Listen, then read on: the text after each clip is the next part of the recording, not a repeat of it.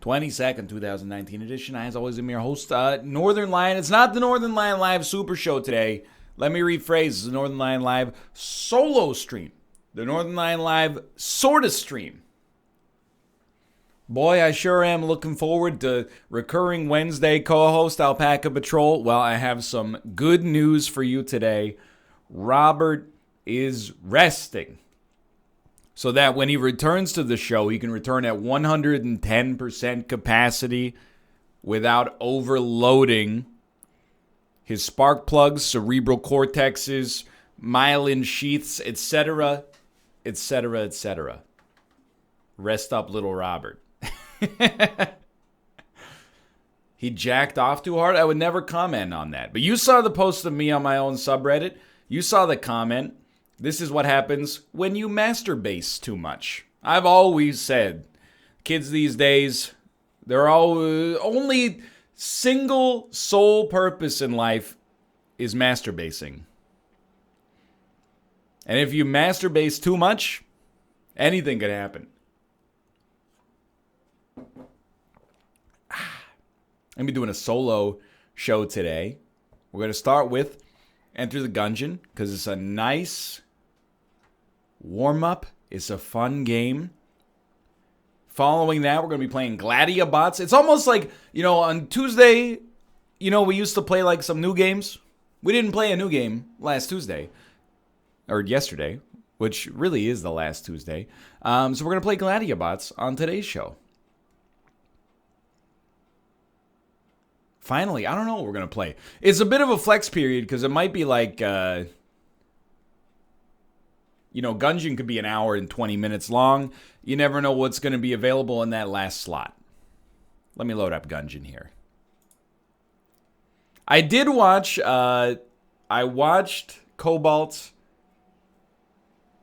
and Richard Hammer play, not play, but be in the wild. It is great. They're doing it up extremely proper.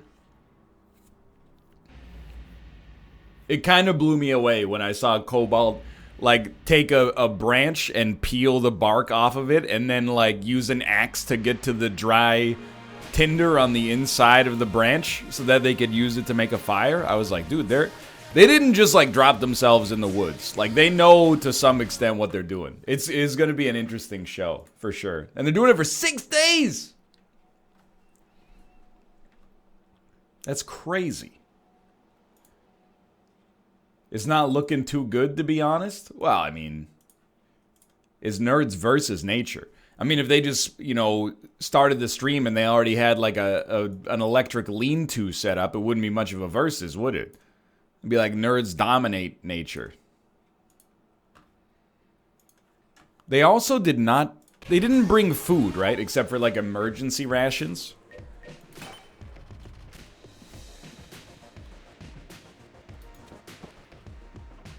No food. No food or water. Okay. Well, obviously the cameraman has food so that they don't die.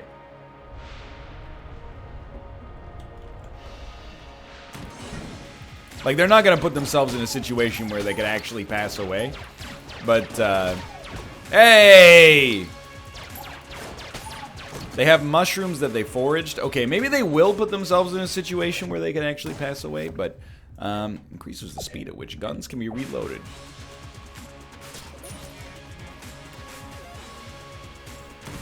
I mean, if the mushrooms are... if they got confirmation that the mushrooms are good, then, more power to you, I guess, but it's a bit dicey. Mushrooms are confirmed okay, even better. It is pretty amazing. I would never do it. Not, I just have, that's not where I want to be with my life, is an outdoorsman. I'm not an outdoorsy sort of guy. I'm not sure if that's obvious.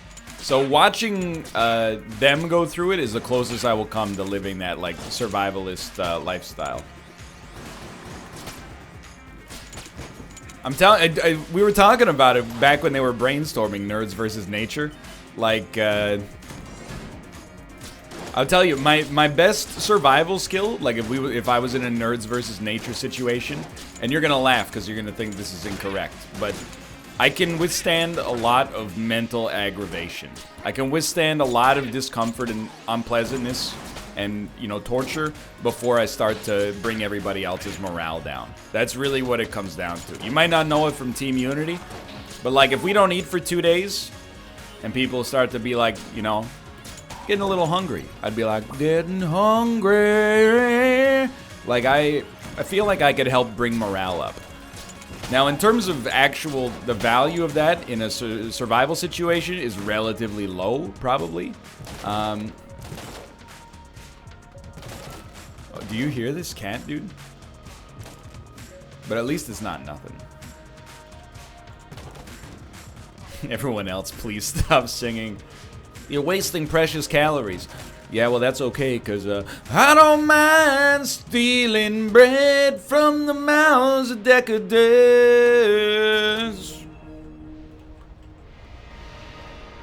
Going hungry. That was like, when I was working out today, I listened to like all of the songs from Twitch streams that I sang yesterday. Mostly I just listened to Plush by the Stone Temple Pilots like 17 times in a row.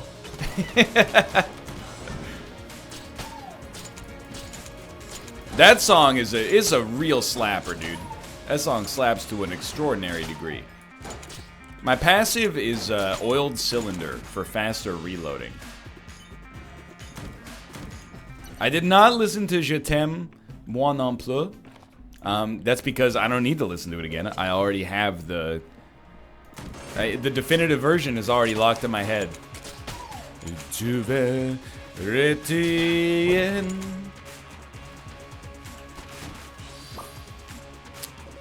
Read the lyrics, you pervert. You're acting like I discovered Serge Gainsbourg yesterday. I've been listening to that septuagenarian horn dog for like a decade and a half. Why do you think I come off the cuff with the hot Une Balade du Melody Nelson references? This thing slaps like the bass line of Melody Nelson. You think I picked that one up secondhand?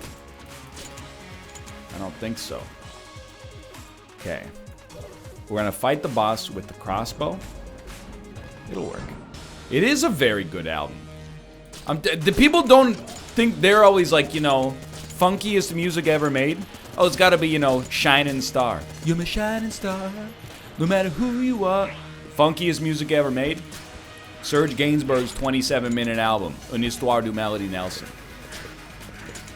It's got the best bass ever committed to 4-track tape. This cat, dude. I'll tell you, I know why he's freaking, and we can get some, like, F's in chat for Ruka, is because we brought up the suitcases from our storage area, so, like, he knows now that at some point over the next couple of days we're gonna be leaving, and he's like, I'm sorry! I'm sorry I keep waking you up! I'm sorry I keep biting your soundproofing material!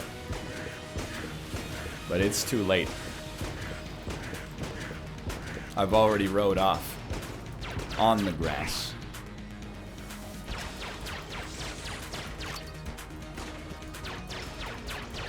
Oh, my brain broke. I was like, I got this under control. I don't need to roll. Then I moved and the camera repositioned and I was like, this is an impossible task. I didn't roll because, you know, why would I roll if I'm 100% confident I'm not going to get hit? Only possible situation is I could make my life worse. Oh good, charmed bow. It's the bow that's charmed. I feel like I'm getting charmed bow like a lot. Well, hold on.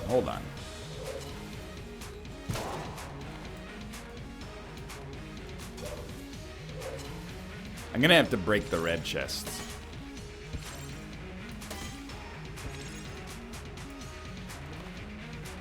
I'm gonna break it. Don't even worry about it, brother. Because I'm going to the oubliette. Also, apparently you need it for an achievement or something, so like...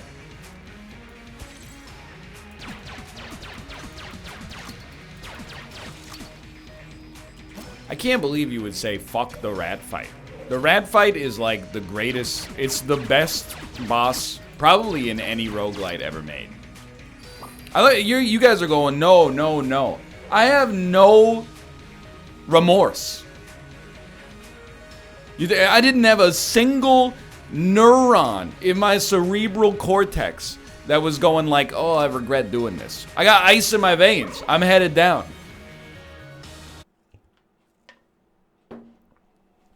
Doesn't bother me at all, dude. Doesn't bother me at all. Moreover, y'all are the people that told me, oh, 100%, yeah, it's worth doing the oubliette in every single situation. Here's a big post on the subreddit that demonstrates all the mathematical, numerical certainty in why the oubliette is so important. All of a sudden, not that valuable. Maybe we aren't all the same person. You know what? Maybe I'm not the same person. You know, you're giving me criticism for Gungeon play I made 15 seconds ago. I've changed, baby. I'm on that new meta. I would love a gun.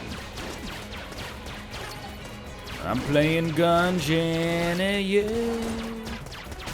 I don't mind forcing guns from the boss that's blobulous. Something like that.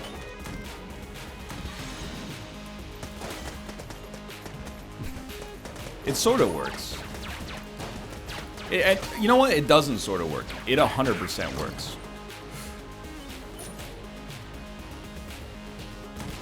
Charmed bow is really good for room clearing. That's where you're wrong, kiddo. That was a great curved shot.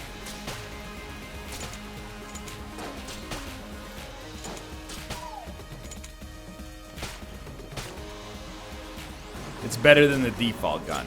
That's where you're right, kiddo. Great dodge. Right on the exact path of the bullet.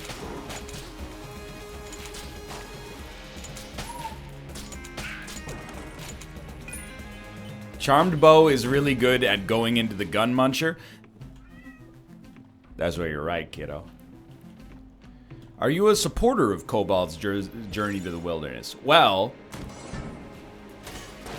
I mean, I'm not a supporter of it on like Kickstarter, where they did the campaign, but I support it in like a friend supporting friends sort of way.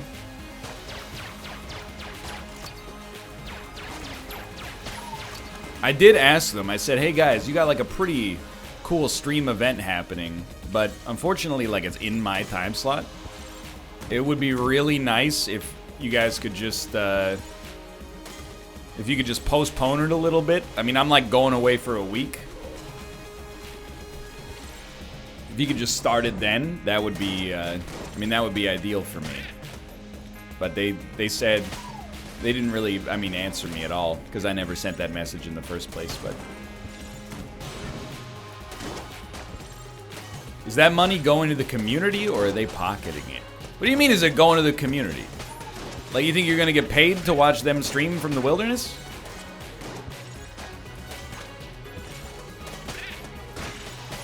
They're pocketing it. Of course. Oh, it's going to charity. Dude, you're never gonna get money to watch me stream. What do you think this is, a bounty?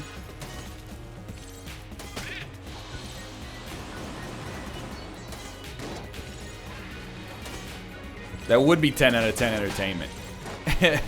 The only program you'll get money to watch is Season 2 of Jack Ryan on Amazon Prime. 400 bits per episode.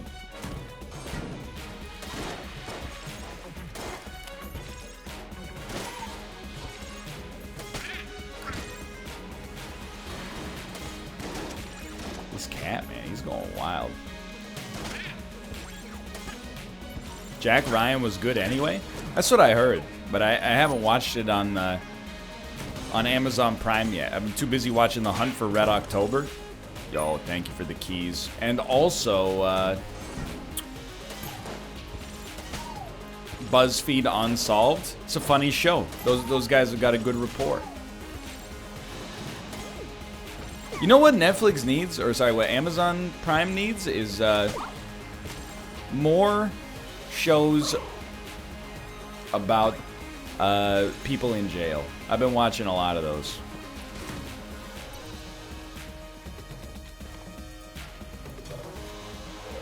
I was watching this episode of forget what it's called, like Young and Locked Up or something like that. It's about a juvenile detention center, and they had like motivational speakers come in on the last episode. There's this dude who looks like Bill Goldberg. He blew up a hot water balloon until it exploded. And he ripped a phone book in half with his bare hands, and he was signing the pictures, or he was signing like some of the debris with his favorite scripture. I was like, this is a man not to be trifled with.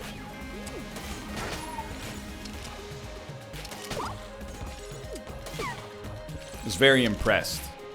Kids were like quizzing him. They were like, what's your favorite scripture? And he's like, Romans 10:18. I was like, you better be able to back that up. Because if you don't know the exact verbiage, you're going to find yourself in a little bit of trouble. Now, by the way, we're not, it was not Bill Goldberg. Bill Goldberg is too busy filming Santa's Slay 3. Yeah, Austin 316. That's my favorite. Hold on. Okay, so we've examined the floor. I think I need to open this even if it's a gun. It's ammo synthesizer. That's fine. Now, I was kind of hoping it was a garbage gun so I could feel content to put it in here, but with 2 keys, let's forget the gun forcing, brother. Well, I forget the gun forcing. I'm opening chests. Okay. I mean, Devolver is pretty good, I think, but shell. Now I feel comfortable putting the crossbow and the charmed bow into the muncher, and you're gonna give me something decent.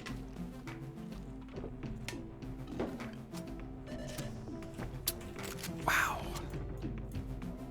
One of those runs.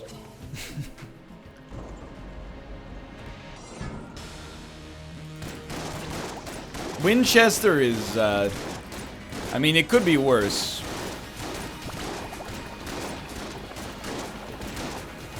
It's at least temporarily usable.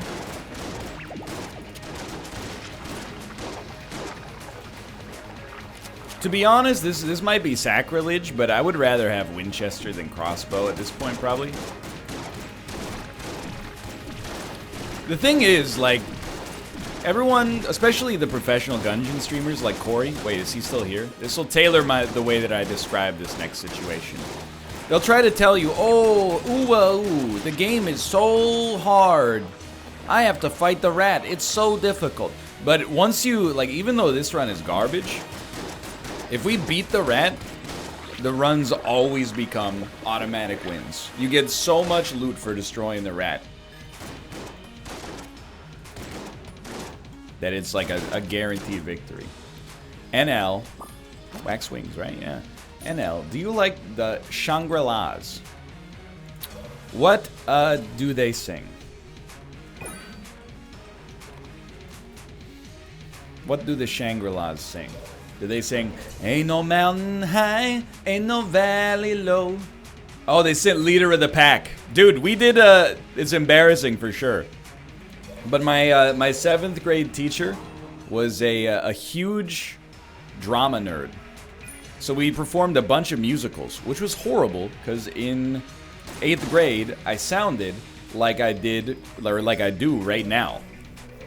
It's actually one of the first times I ever realized how my voice sounded, and then I'd gone through puberty, is my teacher recorded all of us singing like, you know, summer lovin' happens so fast, and like half of my friends were like, summer lovin', and then I was like, who's that 14-year-old child with the hairy back? And they're like, that's you, brother. Anyway, so one year we had a that's me. One year we did a Leader of the Pack musical. So I actually do know Leader of the Pack. I don't remember all the words, but I know the dude goes over the cliff on the motorcycle.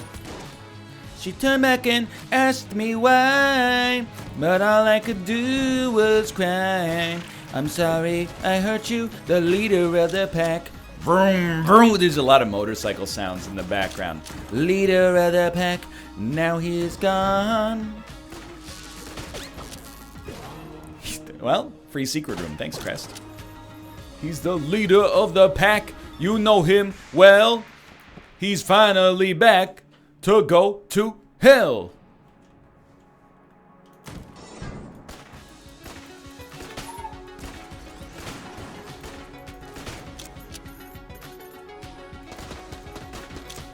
Okay, this is where this run turns around, dude. Guaranteed.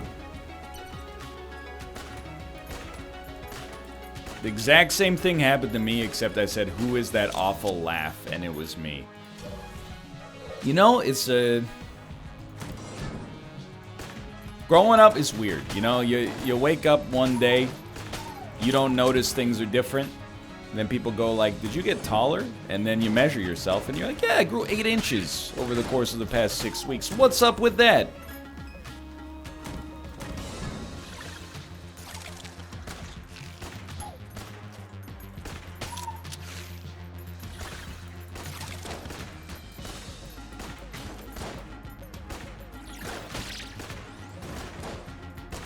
My friends do that to me, but they say, did you get fatter?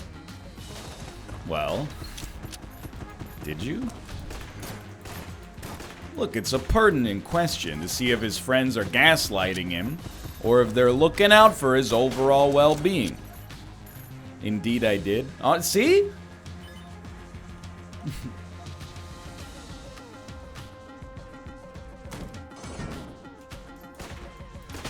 Not saying it justifies it.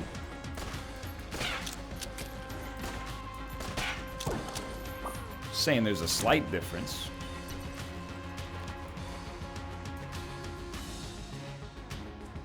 We might. I think on this floor we can afford the gun force. Let's do it. Ah! You know what? Not today. Today is gonna be the day where I know I'm gonna flawless you. I'd like to learn how to dodge. Ooh, I'd learn how to dodge you. I don't believe Devolver Digital knows how to balance their boss on second floor. Thank you, Devolvers. Yo, this is by the skin of my freaking teeth.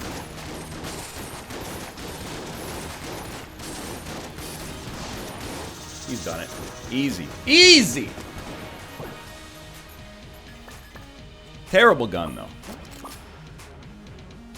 I prefer kind bars over Nature Valley bars. Now, I'll tell you, very, very cold take, because kind bars are just better than Nature Valley bars.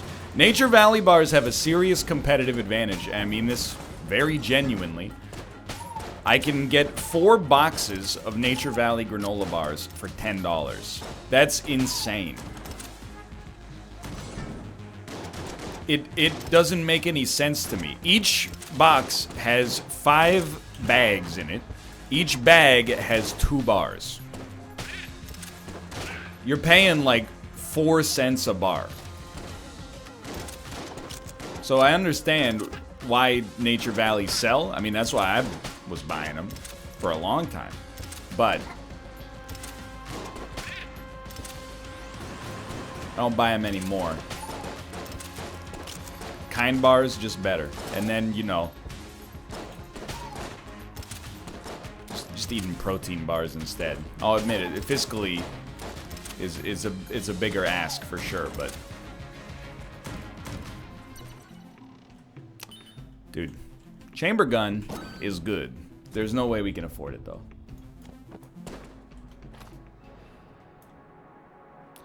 Do you guys have epic bars in Canada? I don't know. I mean, we got a lot of bars, you know. There's Lara bars, Kind bars, Cliff bars, nut butter filled chocolate bars. I know what I said. So, hold on, let's go peep this real quick. I think I'm probably gonna gun munch yet again. Like, we got an insanely terrible assortment of guns here.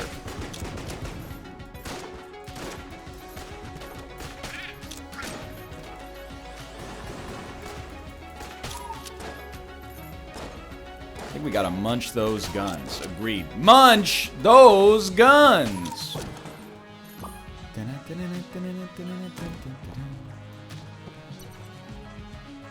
We already found our secret room. Winchester and Shell are great. Are they though? Okay, I can get down with the Luxin as a room clearer.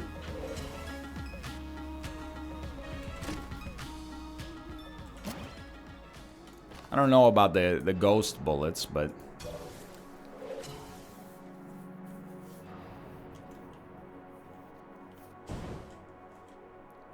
so I'm gonna give you Winchester and Gungeon Eagle for sure.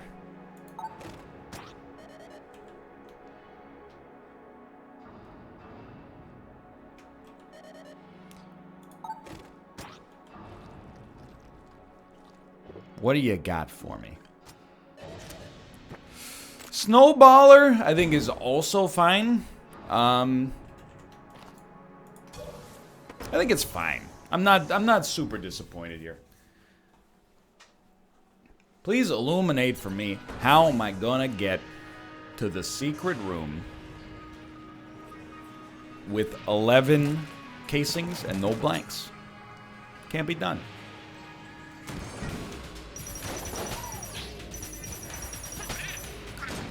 Rate that gun on the Ryan scale. That's a good idea. So A, let's start obvious. A is average. N is nice. R is rarely useful. And Y is yas. I would say Luxin Cannon gets an A for average.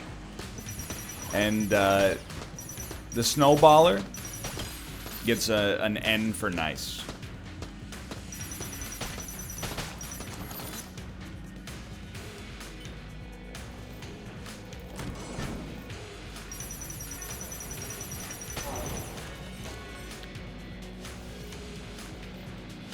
Snowballer is R, rarely useful? Nah. Doubt it. Get out of here! Should make it Y for yeet. The only guns you yeet are guns you throw away. And I will never throw this gun away on purpose. Please shout when you see the rat room, by the way.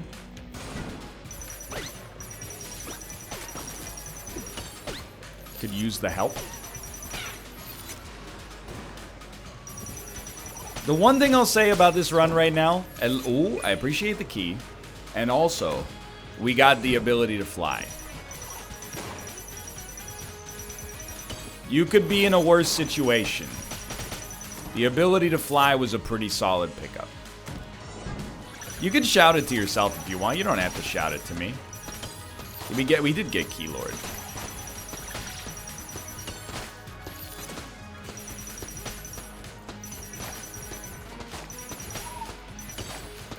Oh, you dummy. Can you explain the story of this game? It's like, you know, it's like a dungeon for guns. And we're like inside of it. And we're trying to like kill the Lord of the Dungeon so that we can, like, redevelop the land for mid-price condominiums. Something along those lines.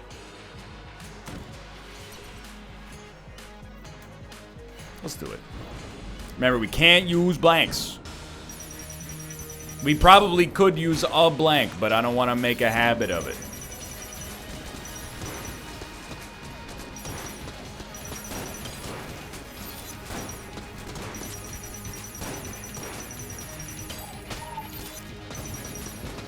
You gotta go, mister. Oh!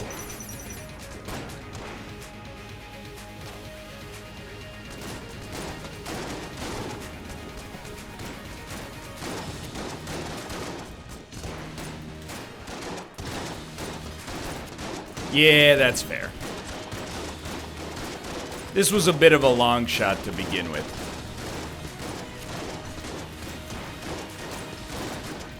You can't go on the parallels there. Dude, you gotta dodge on the perpendiculars.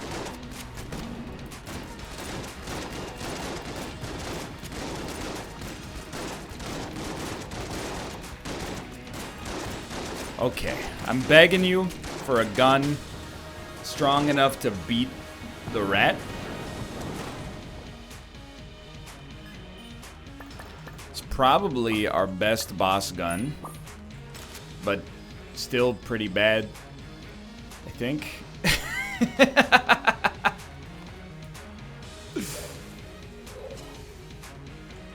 Banana's garbage. Hey man, we still got 2 chests to open up on this floor. It's the rat room. Ah!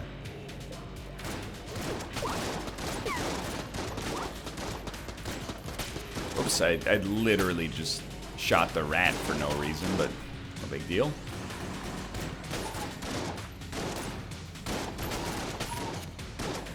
Ah, I see it.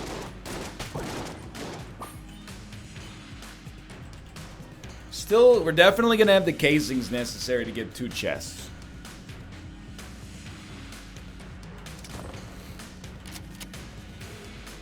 The Cocteau Twins versus Enya. Who did 80s Dream Pop better?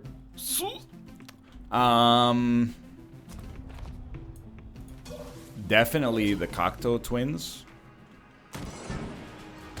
Enya is like a meme band that you only play in the drugstore. It's Kroger core.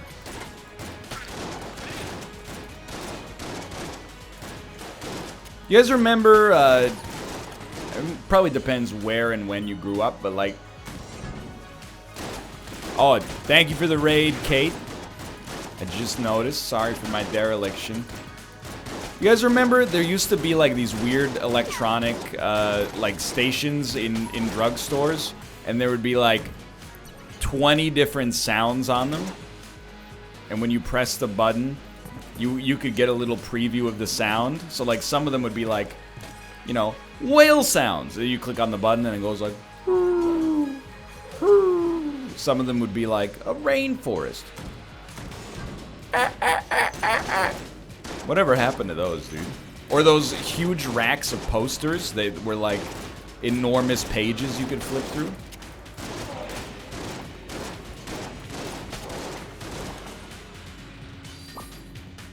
You can open chests now. Yeah, but what if I complete a room and they give me a demon chest or something? Rather just, you know, have all my options open. Poster racks still exist. I guess, like those,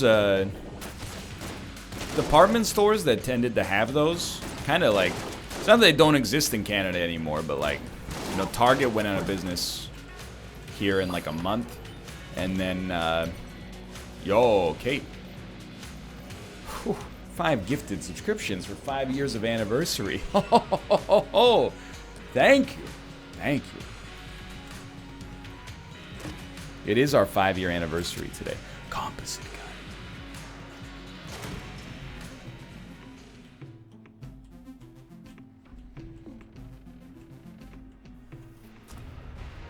That is your boss killer. Absolutely.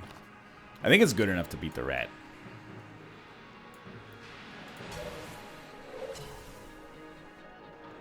You could buy chafe grenades and steal the Mega Hand.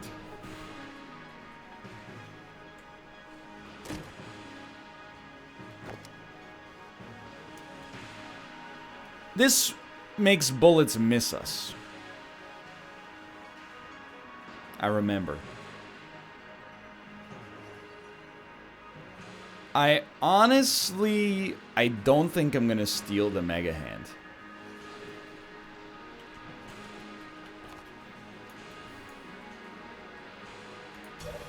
I play my game my own way. You all know this. Why not? Because he's a local business owner.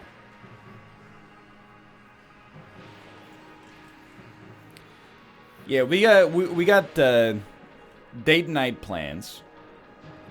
For sure. Do not fear. We're going to a nice restaurant tonight, but we are also going to Japan. On Friday, which is like the that's the big deal for sure.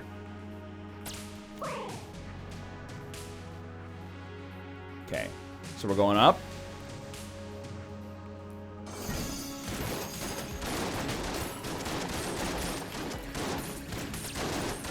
Ammo, please. Good start, good start. Up.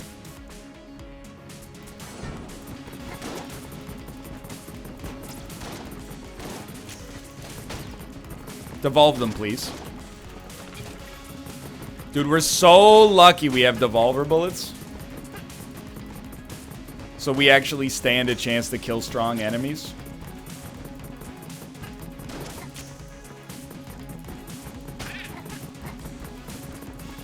Please.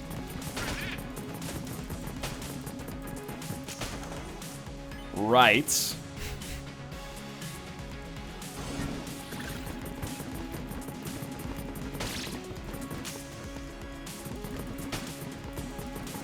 Yo, lucky.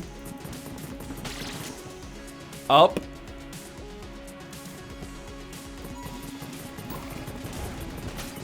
No.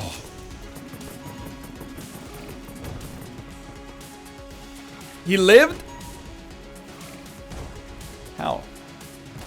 Right.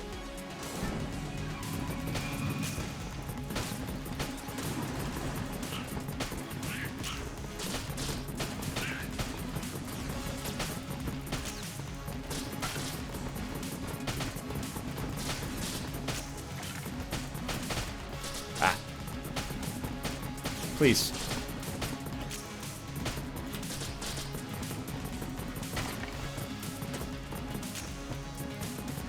Please.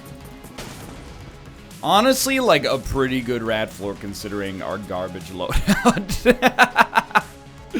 So because the composite gun has full ammo, I think, I don't know, man. It's basically like, I think we'll go full ammo in the shell.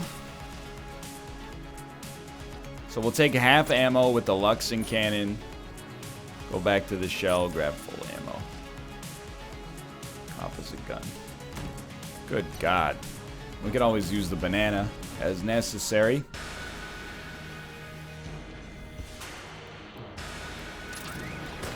Can I get Dan, or can I get your opinion on Dan's no roll meta? I mean, it's obviously horrible. Dan has some very peculiar opinions about things in games to begin with.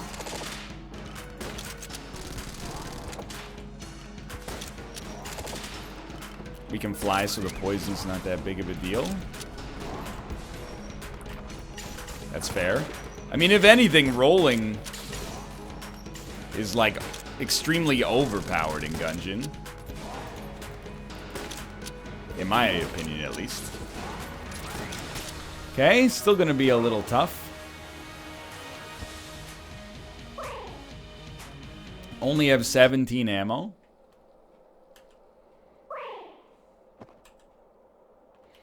My man only rolls for money, and I respect that.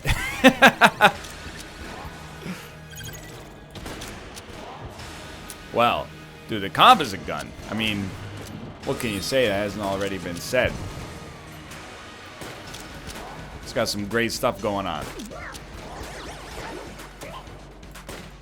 The charge giving you a free blank is like out of control. Alright, well...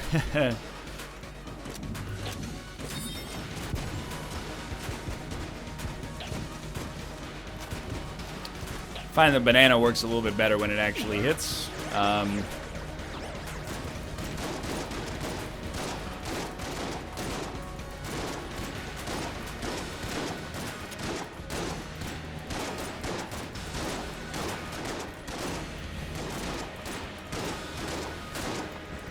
Could be worse.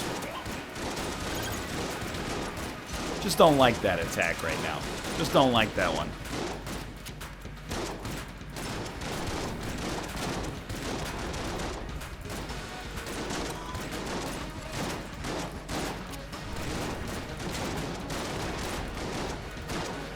I'm at the point in this rat fight where it's really just about, like, it's about knowing which attacks you don't want to have to deal with. This is one that I don't want to have to deal with. Oh, I didn't even see you.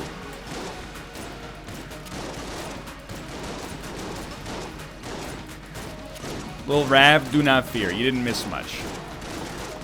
Just a dominating performance on the rat fight as usual.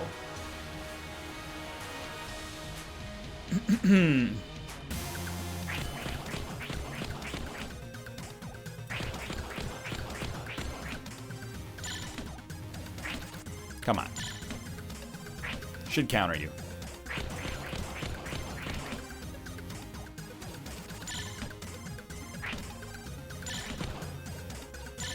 One of these days.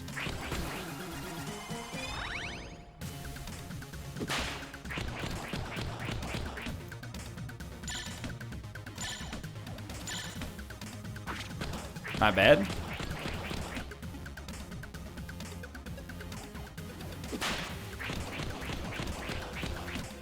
Right hand for cheese. Thank you.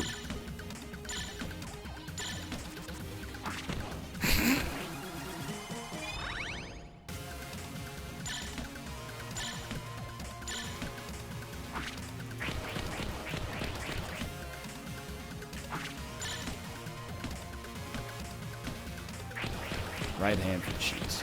Right hand for cheese. Oh! I didn't know what I was doing.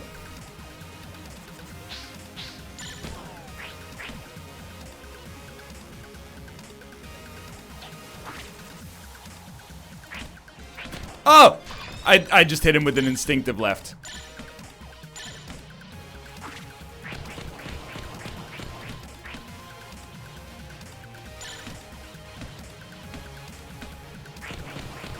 It's just that easy.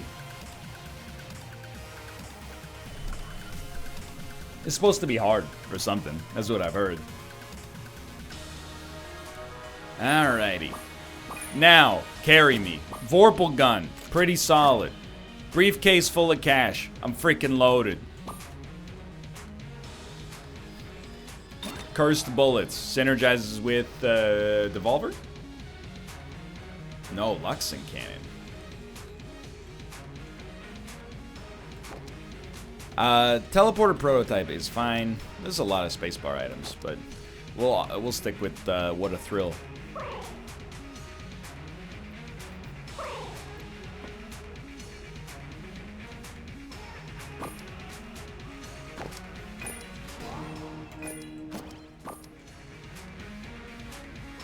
I never talk to the rat. He always wants to talk. I don't want to talk to him. He talks for so long every time. Like, get over it, dude.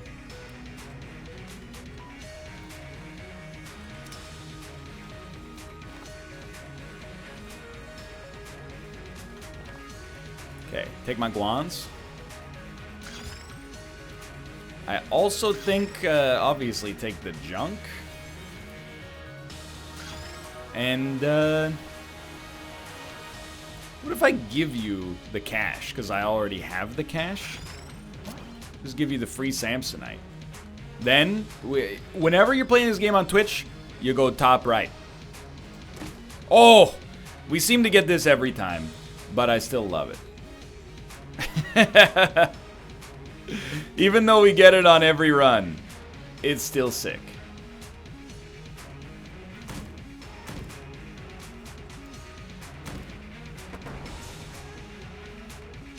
I shot the chest. There's a lot of people yelling, shoot the chest. I shot him on screen maybe about, I don't know, less than 45 seconds ago. So the only course of action that I could think of is that you just joined the stream and your first instinct was to be like, shoot the chest! Which is a very, very fast 0 to backseating. It's like, it's faster than a Tesla Model S. You should just make a habit of shooting chests. I have. That's why I shot them there and in all of my recently recorded videos where I've been fighting the rat.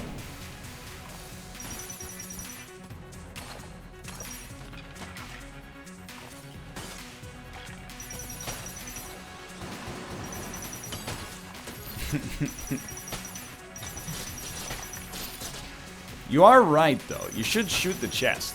I have had a mimic.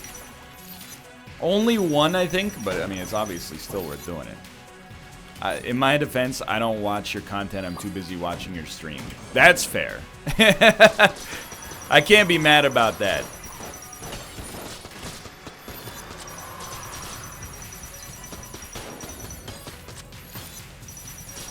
We got him. When you kill one of those guys and they have the audacity to drop you a red heart, it hurts.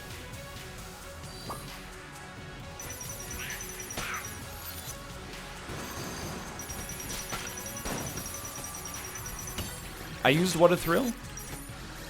I was mashing space for a little bit. Get What a Thrill out of here, dude. Get the resourceful sack ready to go.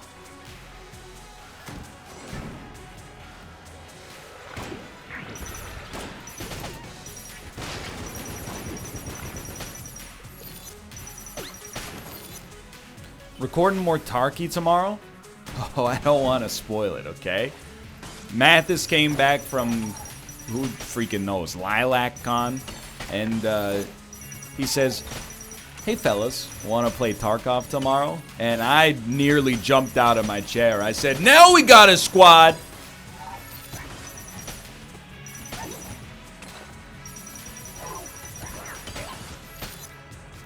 So yeah, we'll probably play some Tarkov tomorrow. That's my guess. Who cares about gun forcing, brother?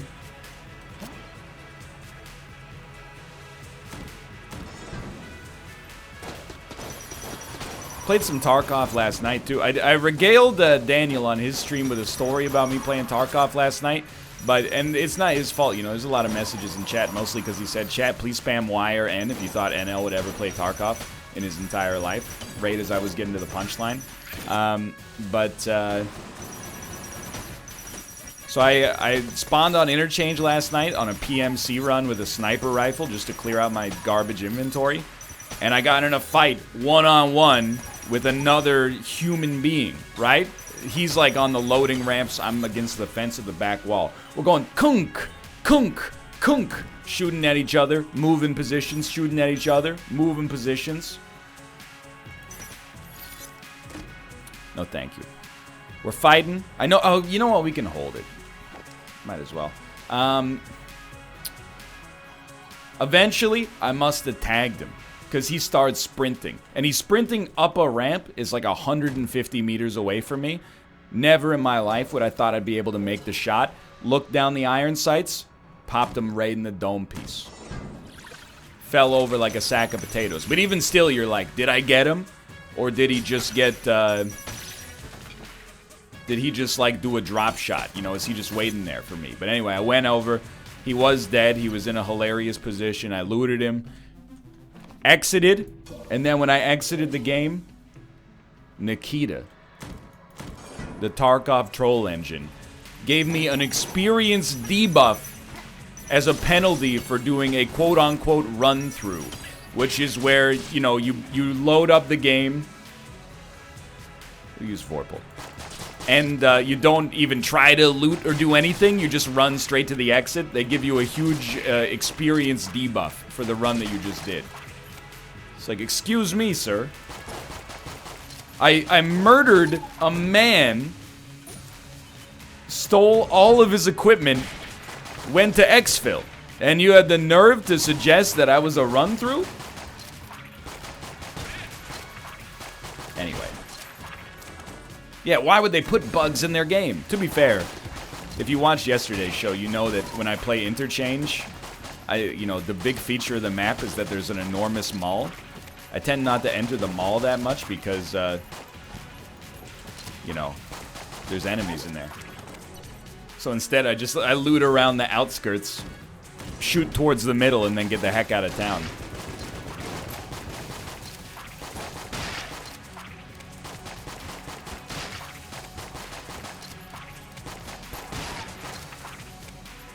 There's also scary mannequins in the mall. I'm not afraid of mannequins, but I'm afraid of mannequins in Tarkov because they look like human beings.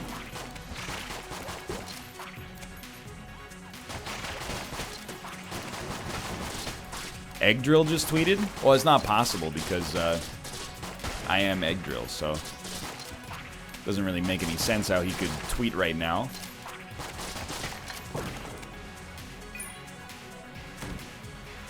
You believe whatever you want to believe, I guess. Hello, junk salesman. Yo, it's, I know this, triple gun. I don't think triple gun is that good, but triple gun, triple crossbow is pretty good.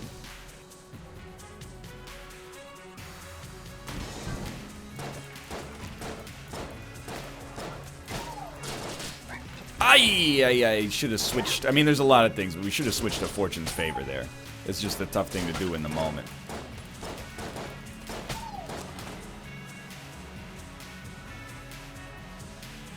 We out of... Not out, but we're close to being out. Will this game be the new Isaac? You know, honestly, I think there is a chance. If, if we're going to take a break from Isaac once we get a little tired of it after the next DLC comes out, this might be a good candidate for, like, an evergreen game for the YouTube channel. It's very good.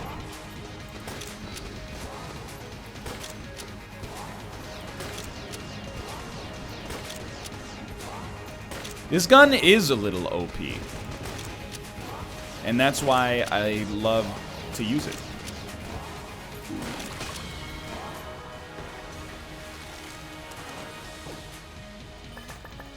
Like, no spoilers, but I had a run recently where I got to the chest and I had a 5 rate of fire, which is, what are you complaining about? 5 rate of fire is pretty good. I had a 5 rate of fire and a 1.2 damage stat. And I went, maybe... Yeah, that's what I haven't played enough Gungeon to know if that's, like, impossible to happen in Gungeon. But I was like, you know what? That doesn't happen in Gungeon that much, and I think I like it. I have a tendency to maybe like it a little bit more as a result. And that was without soy milk. That's how I don't know if you can get... Yikes. I don't know if you can get a 5 rate of fire. Yeah, why not? With soy milk. It wasn't red pickaxe. It was like, it was a terrible run, and then it was a full run reroll that actually made it worse. And then I had, I got experimental treatment, and it took off 1 full point of damage. It was actually like, I mean, to be fair to Isaac, it took like several really, really bad rolls to get there, but... And it was funny, but it was also like... I mean, miserable.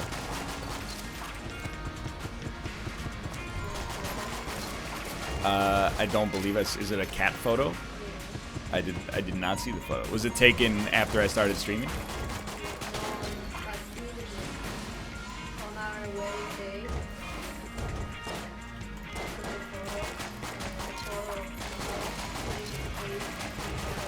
Oh, the tweet from this morning. All right, I have not seen it, but I will see it. First. Yeah. Was it Chubby Tomo? Oh.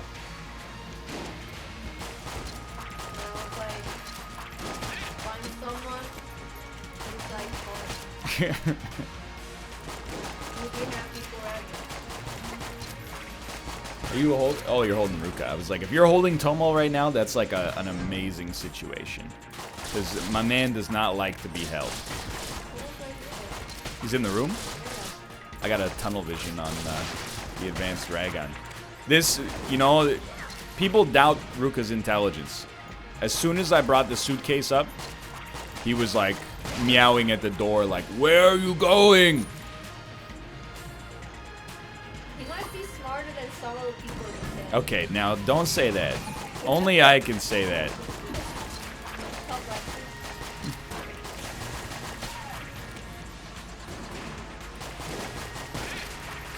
Yo, I love me some Vorpals, dude. Kate, did you watch any Gungeon? Are you amazed at your husband's skill? I was like, how is there more of the game you play just become OP? Like, thank you. Yeah. Like, me as a human being becomes OP, not like the run becomes OP. No, I mean like, the game becomes OP, you know? Maybe you're really good too. I mean, I'm pretty good at Gungeon now. That's a great idea. We should install a microphone on the door for when you come in. Oh, dude, it's you know this one? Yeah. Red. Whack. Red. I hate this friggin' gun. Red. Cool. Red. Fried. Now we have oiled cylinders, so it's actually like impossible to use.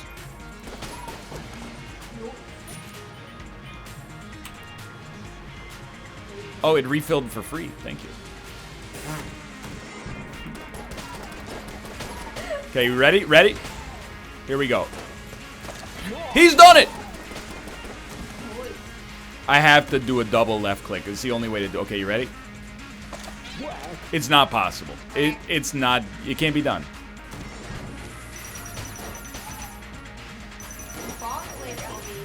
No, maybe it was a bomb. Someone in the chat told me that they went to the team lab. Oh, in Japan. Yeah, they said it was the highlight of their trip. Really? Yeah. Yeah, and it turns out. So our dentist recommend. Well, our guest dentist. He is a hygienist, but I believe he's also a dentist. I just think he stopped doing dental stuff and started doing hygiene stuff. But he recommended this. This place in Japan called Team Lab. It's pretty good. And yikes.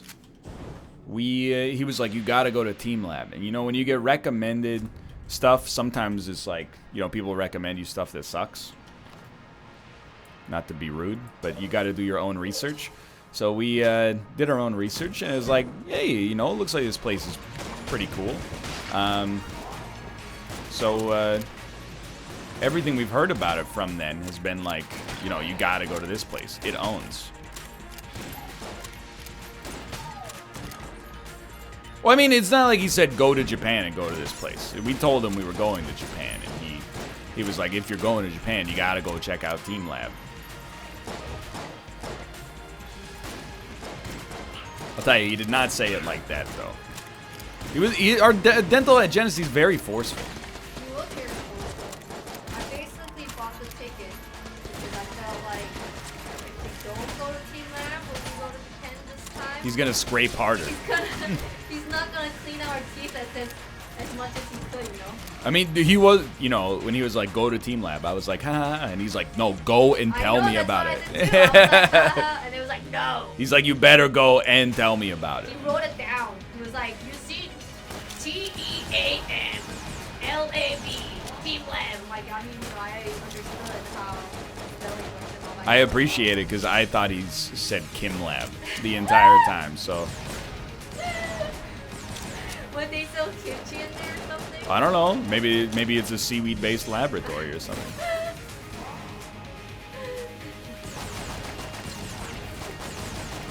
I had no idea.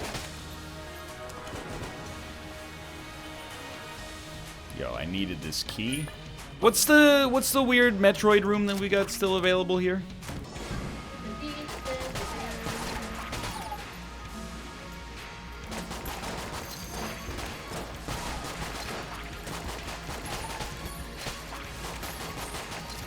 I'm 19. What's my favorite movie? What do you think? 19, born in the year 2000. Think about it. It's probably like a movie. Unlikely, but I think you're in the right era. I think the odds are high that it would be the first movie they saw that required a little bit of thought. Came out around 2014, 2015. I think Inception might be just a little bit too early, but you might be right. I was gonna say Arrival. How about The Island? That came out in the year 2004. No. You're talking about Shutter Island. Yeah. That came out in 2011. Still a little too early, I think. I'm thinking it's got to be Arrival. 2016. Science fiction movie. A lot of thought involved. Good accolades. Strong internet circle jerk. It's a great movie, don't get me wrong.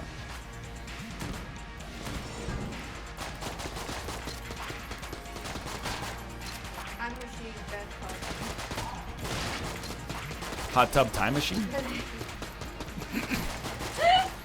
That's what I said. This is why our marriage works. That's what I said. Kate said time machine bathtub. And I was like, she's probably talking about hot tub time machine.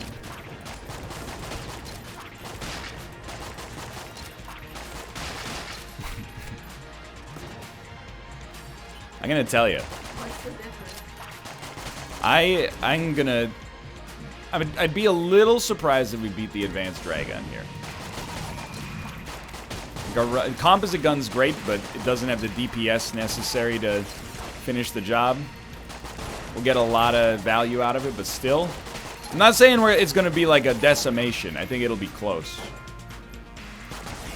I have so little HP because I only got 2 flawlesses. One of them was on the ammo conduit. One of them was on the wall. Yo, Mouth. Thank you for the raid. I'm 27 years old. What's my favorite?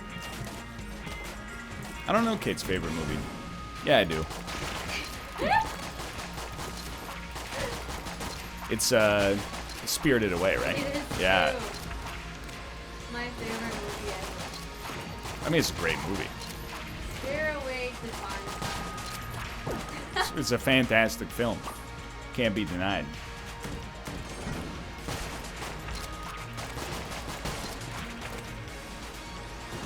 I'm glad to catch a great movie. Oh, Spirited Away is beloved, and with good reason. I want to go to the Ghibli's museum, but apparently you have to buy the ticket 2 months prior. So, unless we're going back to Japan 2 months, we're not. If we are, it's not just to go to the Ghibli Museum. I'll tell you that much. You know they're opening a new, like, actual amusement park? Yeah. Ghibli Museum. That I'm gonna go. I'm like, dude, if I can get the ticket, I'm gonna go there on day 1. I'll drink of the waters. Even though I don't think we have any curses. I have cursed bullets. Oh well. Alright, Kate. I love you. Happy anniversary. I gotta focus for a minute here, though. This is gonna be the greatest battle of my entire life. The likes of which we've never seen before. I just love the music in the background. If destruction be our lot, then we ourselves must be the authors. As a nation of free men, we will live forever, or die by suicide.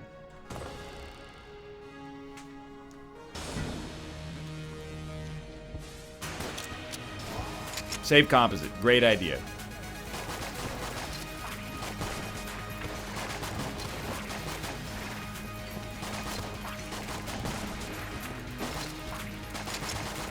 Vorpal gun slaps pretty hard.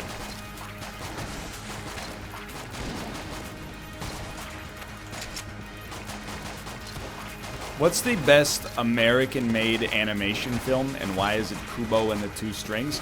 So I know Kubo slaps. I have not seen it. However, surely there's got to be some Golden Age Disney thrown in there too. I mean, like Kubo and the Two Strings, I'm not disrespecting it. I have not seen it. I'm just saying it's going to be a contentious issue. Not to mention, you know, a lot of great Pixar business up in there. It's Shrek. I've long been of the opinion that Shrek is actually Drek.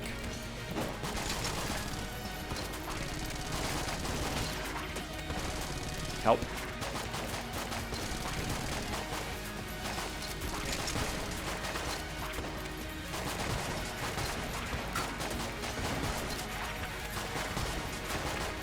Where did you come from?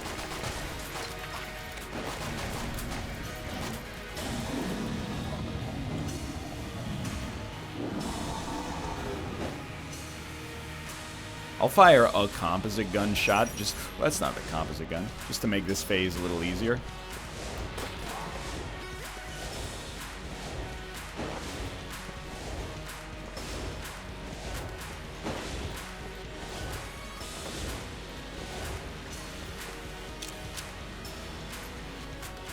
This should be interesting.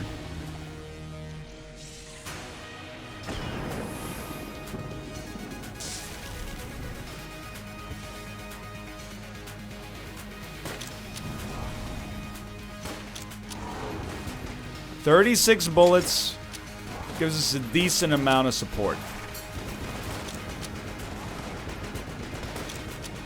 Should only have to do, like, you know, a third of this fight.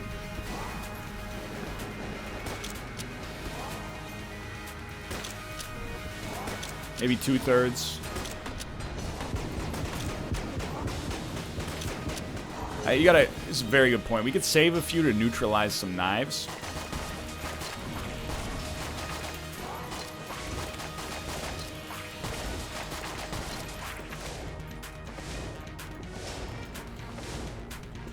Has to be done.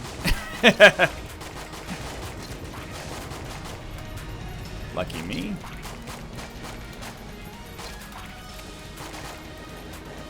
Hey, stop it.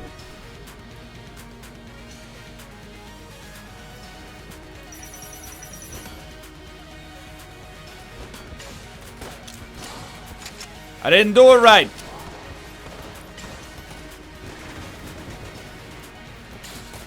Still okay. You know what? No need to mess about. Should have sucked up those bullets. We just threw the composite gun. I mean, it's not like we're getting anything back. Might as well just go for it, dude. That's not enough damage.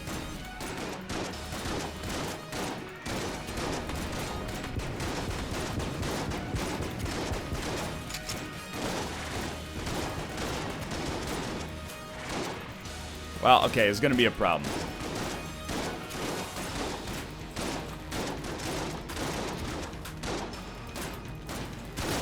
That's fair. This is a good run. Oh, we should have used Fortune's Favor. You're absolutely right. It was a good run, but we're literally a little underpowered, I should say. Not literally. We're a little underpowered.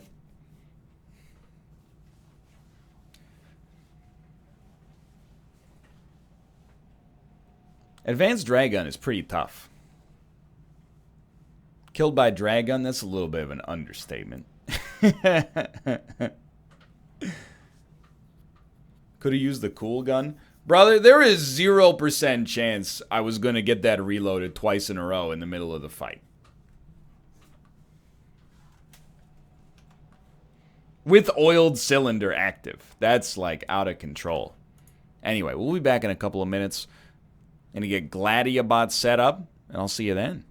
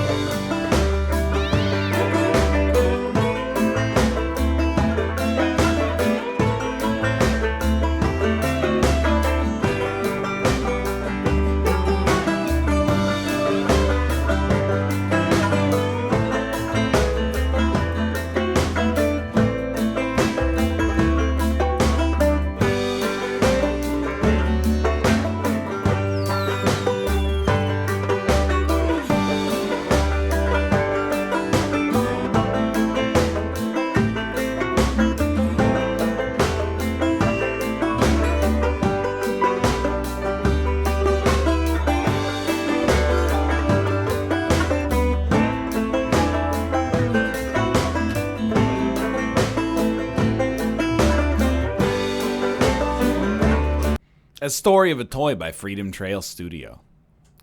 A royalty-free banger in the Country and Folk Bright category on YouTube.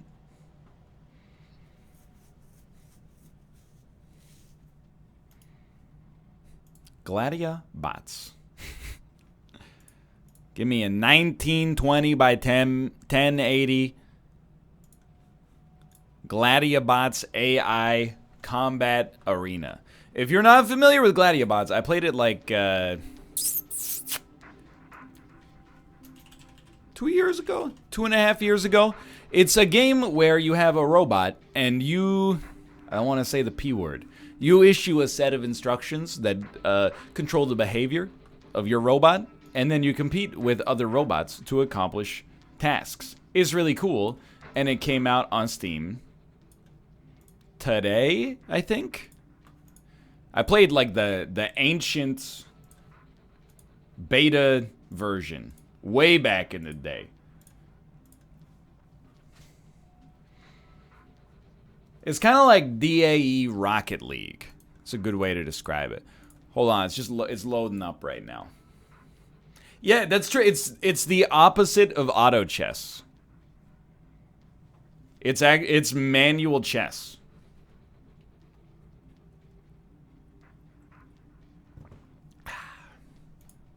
It's gonna load, dude.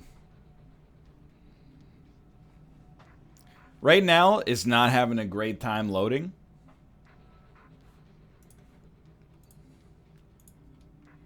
But I promise you, any moment now, this loading screen is gonna finish.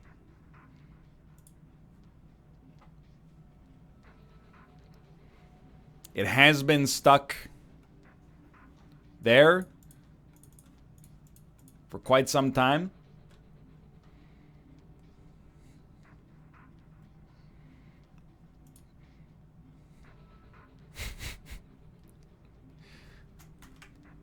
WASD. All right. Hey, here's you gotta pull this out. Yeah, right click, close window, Control Shift Escape, end process, right click, Gladiabots. Let's try it again. 1920 by 1080. This time I'm gonna let it load. I alt tabbed in the middle of loading. Nikita doesn't like that. Look at this time, it made it all the way to the end. Okay, here we go. Welcome to Gladiabots, the ultimate robot fighting competition. The rule is simple. In this match, your team blue must defeat the enemy team red. Look at that. I'm not doing anything. They got it under control. Robots are autonomous. You cannot control them manually. They obey their artificial intelligence, of course. This is the AI of the robot you've just selected. It's composed of two kinds of nodes. Oval conditions, rectangular actions. If there's an enemy bot at short or medium range, and there's at least one, attack the closest bot. Otherwise, move towards the closest bot. It's that easy. Bots can only do one action at a time. They check their AI from left to right. Counterclockwise, actually. Control playback to reveal these functions. You don't even need to worry about it. They're dusted. It's Rocket League because there are, like, sports mechanics here. Like, some of the games are like pick up a ball and drop it off in the enemy base. Basic training attack. Let's see how to program your bot to attack the enemy. Don't make me laugh. Yeah. Okay. Boom. I'll have you know I have an associate's degree in software engineering. Destroyed. Basic training. Approach, then attack.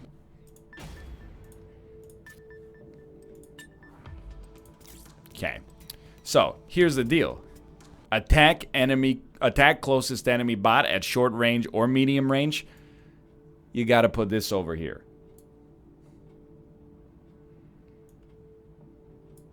Now, if I run it through you real simple, your brain starts up and it goes like this. Whomp.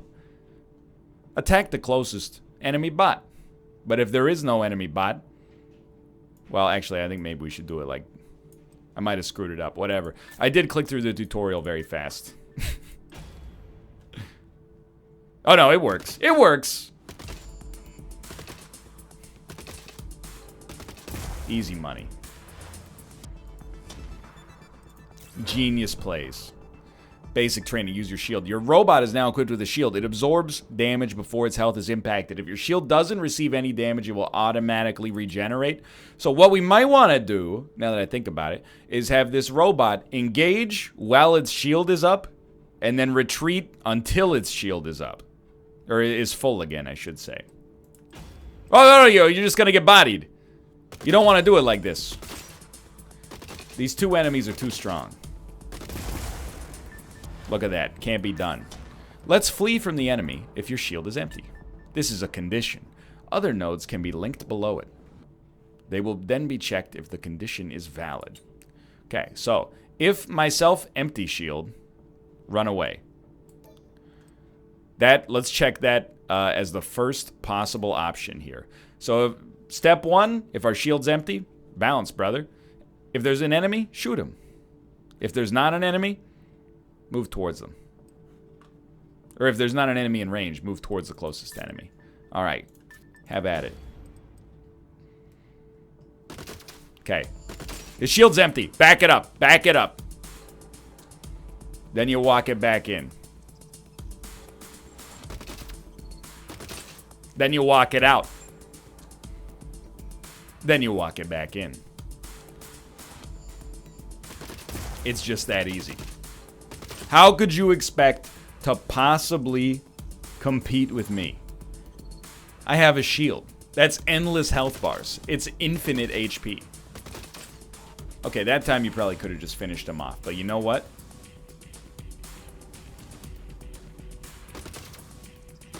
Got him. Ladies and gentlemen.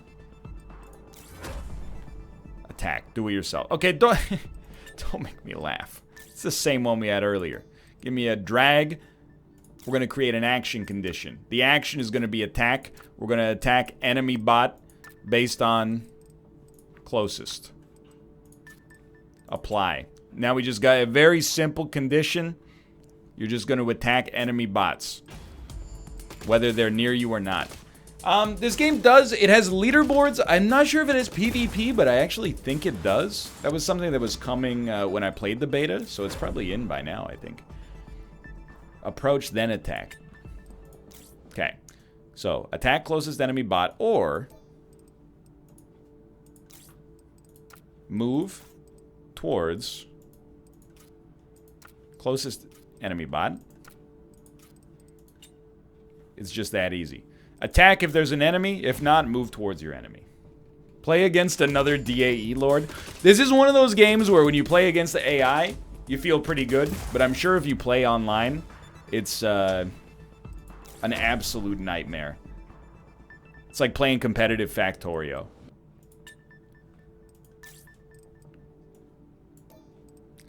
Condition if your shield is empty. If we want to be a real jerk, we could retreat while our shield is under 100%. Well, our shield is empty. What? What have I done? Okay. If myself empty shield, yeah. Then move, flee from enemy bots. We'll just leave it general. Oh, we can't leave it generalized. Closest enemy bots. All right.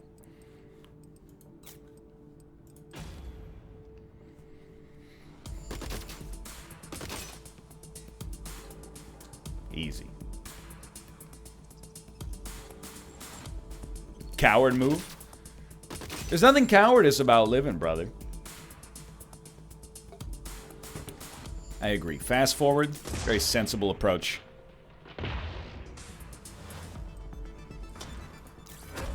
Basic training, collection mode. Okay, so here's where we get into the Rocket League stuff. In collection mode, your mission is to catch resources and score them to your base. Right now, we're battling. He's dead. Now that he's dead, I mean, come on. The resources belong to me.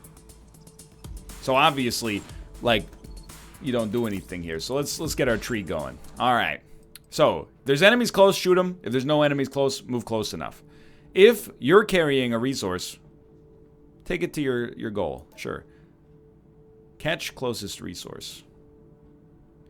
I would actually like to, in my opinion, destroy the enemy first and then get the closest resource. And if you're carrying a resource, bring it back to base. Yo, they've made some changes to the editor too. Let's see if this works. So we should just prioritize murdering this dude right off the get-go. Then when he's dead, we grab resources. Notice how slow your bot is when carrying a resource. It is also unable to attack in this state. Take it into consideration when designing your AI for this mode. Domination. This didn't exist last time. It's got to be, capture the point. In domination mode, your mission is capture and hold bases. Once a base is captured, it will regularly score points. Okay, we know these two. It's a get in range and kill. Capture closest neutral base or capture closest enemy base. I could see there being a cool condition, like, if the enemy is closer to the closest neutral base, then attack enemy. If you're closer to your base, then they're closer to their base, then you get the base first. Let's not worry about that right out of the gate. Let's just move close to an enemy. And then if they're trying some sneaky stuff, capture their base. And if there's no enemies on screen, capture your own base.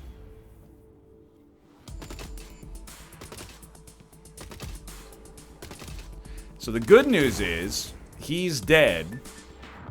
Your bot captures the base as soon as it enters its short-range zone. Note that the more bots are capturing a base, the faster they capture it.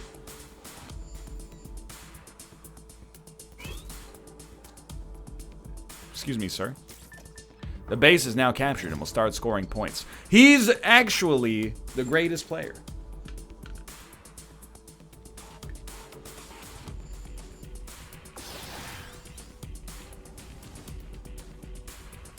Oh, when the indicator fills up, I see. You start getting the points. Hey, hit me with that fast forward.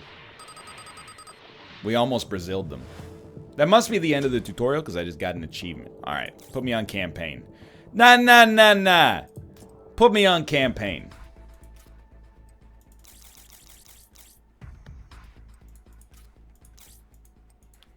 Let me interact with the screen in any capacity.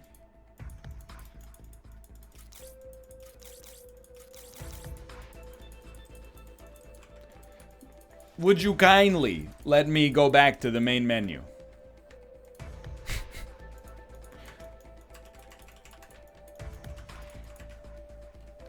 Alt-tab, tab back in.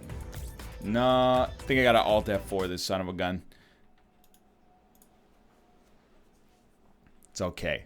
As long as it saved the fact that I made it through the tutorial.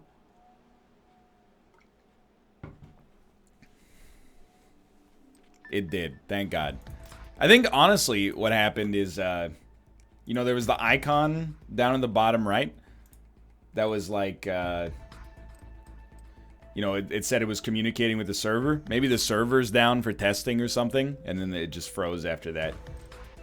Okay, toss me into the campaign. Start with collection. It says it's first. Let's do it first. Level 1. In this mission, the enemy is prioritizing resource gathering. Take advantage of it by attacking first. Alright. Look at the team setup. Excuse me, I'd like to change your name, please.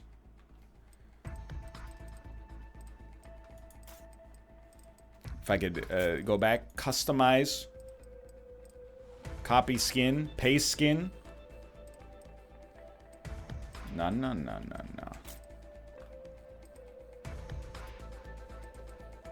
Am I missing something on the naming front? I guess, new AI. Mouth?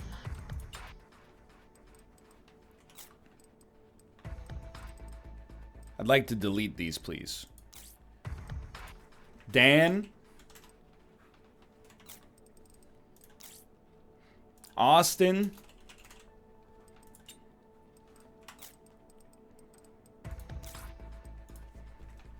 Ryan.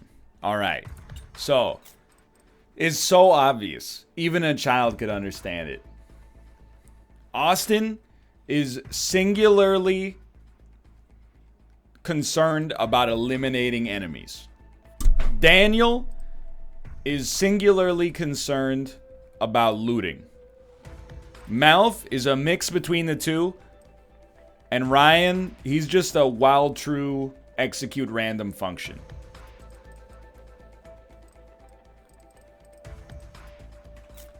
Okay. Excuse Austin, you wish. You wish.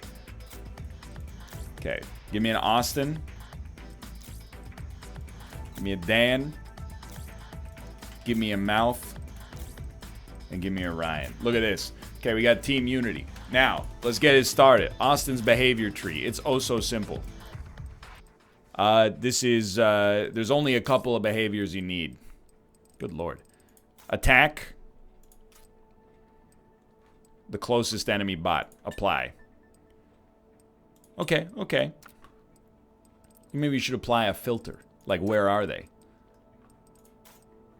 They're medium range. Or short range.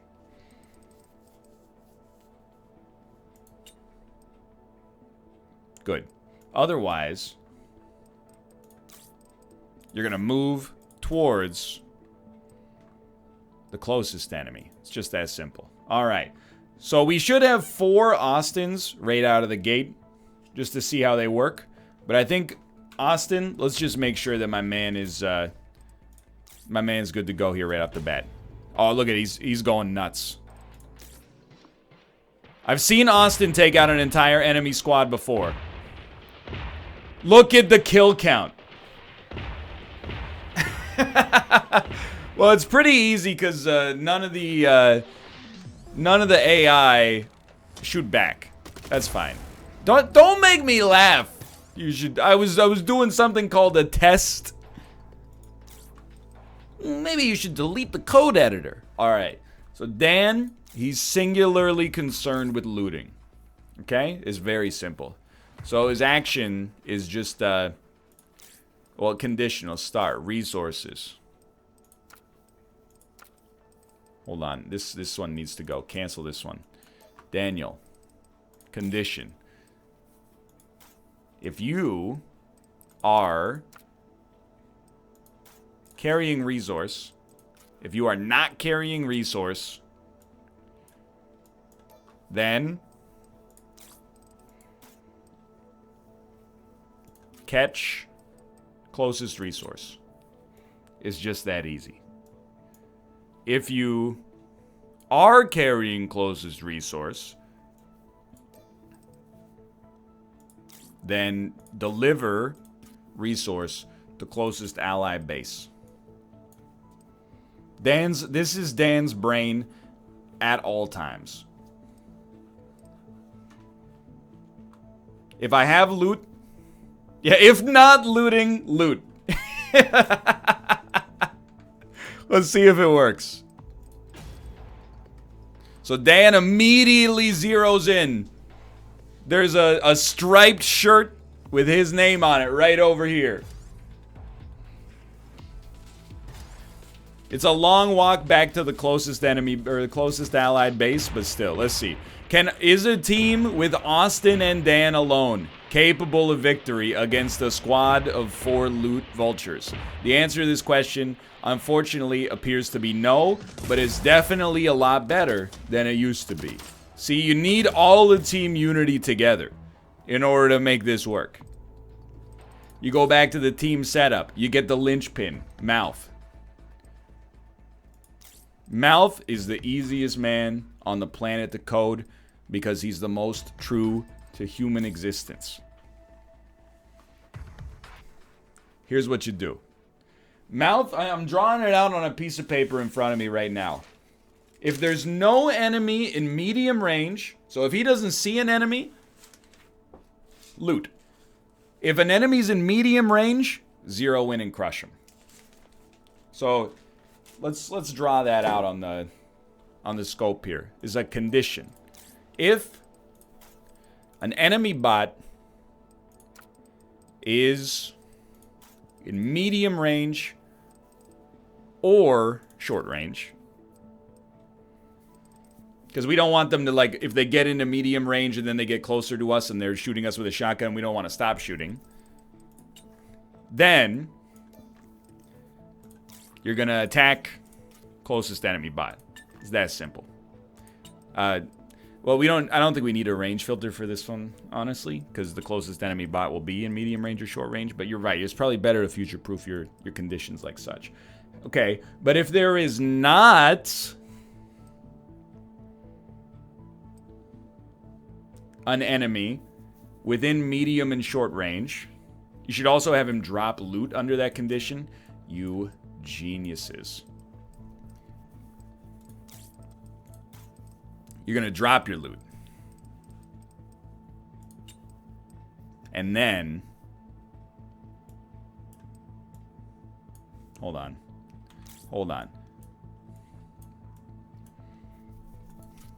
How do I add another condition on top of this? It doesn't seem like I can create another node after dropping. Oh, just put node. Yeah, put it to the left. Great idea. Okay, and then you're gonna shoot closest enemy. Easy. Nah. Okay, so now if there's an enemy close or in medium range, drop your stuff, kill him. If there's not an enemy in short or medium range, you're going to move towards your closest resource, which might be the one that you just picked up. And then you're going to deliver it. You could probably do that in one cycle instead, because I believe score also... No, catch also moves. Score doesn't move. Okay. So let's see. I guess you should have a condition if you have a resource, drop it. But I think it'll probably just... I mean, even if it costs him a cycle or something, whatever. Let's do it. This is Mouth. If someone's in your zone, murder him. If nobody's in your zone, loot vulture. Let's see. Can a team without me, but with Mouth, Dan, and Austin succeed? Okay, we got a little bit of redundancy here, but that's okay.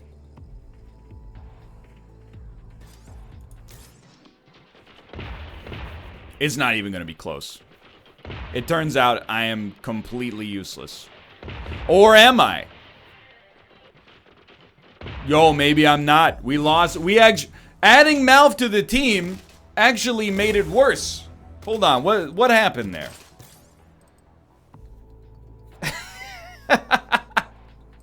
Why was my man Mouth standing at the loop? Or he was stuck in a loop. Let's see. I need to figure out what the heck the zoom key is.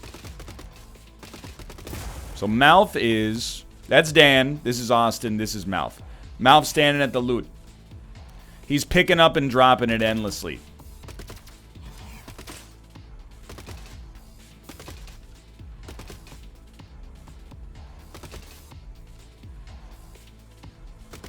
He's trying... you're very right. He's got loot and he's trying to pick up another one. You're absolutely correct. Okay, so Mouth needs another condition. It happens to him in real life too. He's just looting forever. So it's if no resource.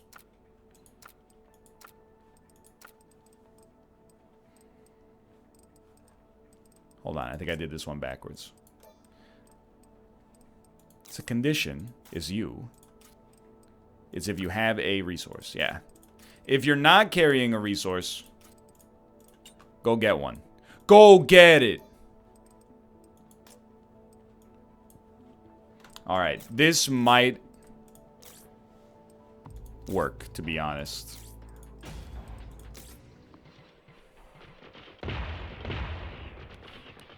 I just want to see Mouth's behavior change. Look, you see that? He iced him. He dropped the loot and then picked it back up. But we still lost.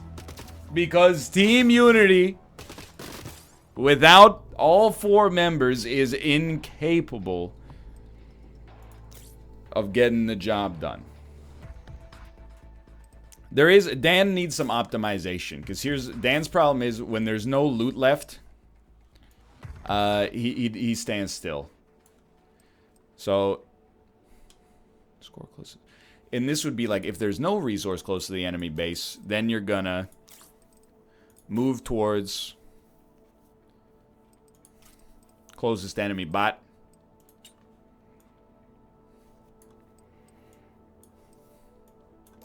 And then if there's a enemy in medium range or short range, you're gonna go buck wild on him. Okay. I will say, I'm gonna give this one more try, because I think as true to life as Dan not doing anything if there's no loot is around might be, let's see if he can pilfer some of these extras. Yo, it's close. Yo!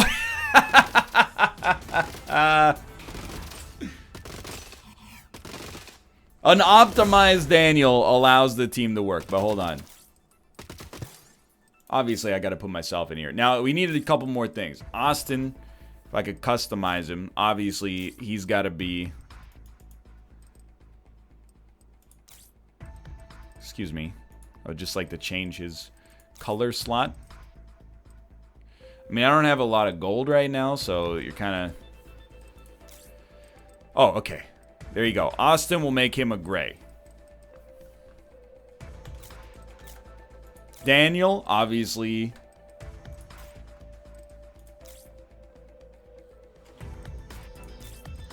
I mean, I can give him red. But it's gonna cost me. And then mouth. Obviously, I mean, he gets an orange.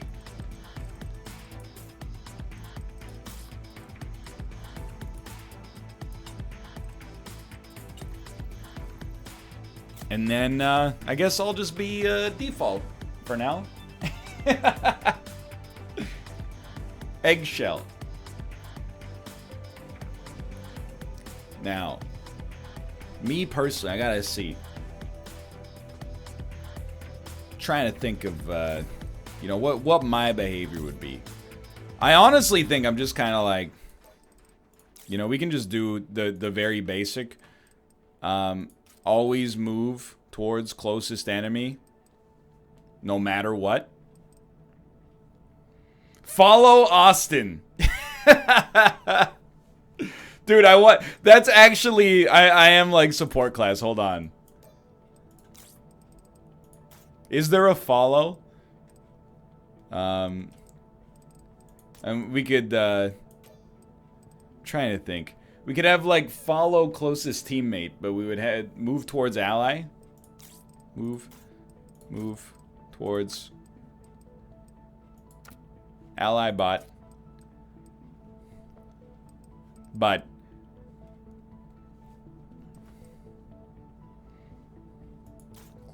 move towards closest ally bot. Yeah. I actually, dude, for real. I know you can do specific, or sorry, you've told me now you can do specifics. But I think I'm honestly just move towards closest ally bot. And then my main condition is if there's a close or medium enemy attack. And let's see how many levels Team Unity could get to here. This is my, I don't loot. I just move with an ally and shoot the closest enemy. Let's give this a try.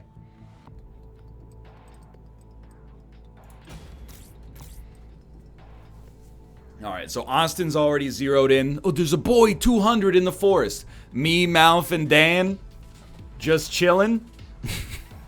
Hanging out.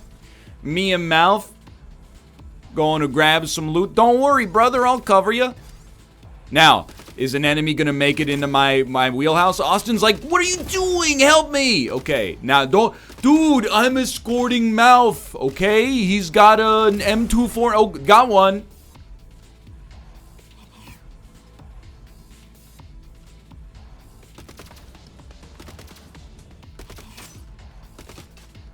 I mean, it's a little slow. We can speed it up for this section right here.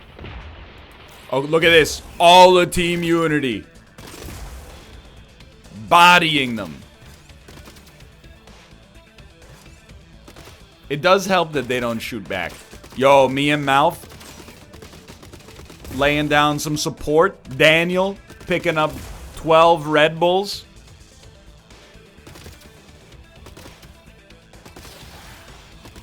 Scoring points.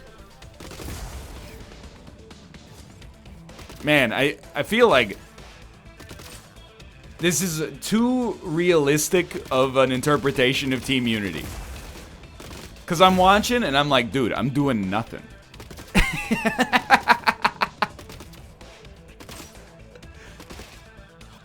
I'm like literally just hanging out. Please tell me I didn't make us lose.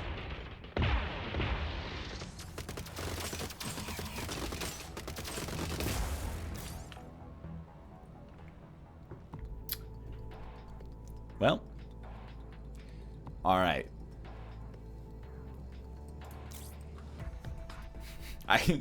Kill count. So I think Austin should move to the closest enemy carrying loot. I mean, we should, if we had 4 Austins or 3 Austins and 1 Dan, there would actually be no problem. Now that we got the loot trees, we could actually just be like, okay, so Austin, Dan, and then we'll turn Mouth into an Austin, and we'll turn me into an Austin, and then like watch this. Here come the melts.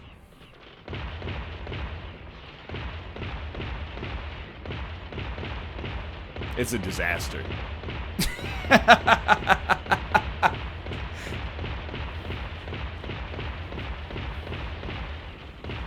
Just absolutely obliterating them at the spawn point.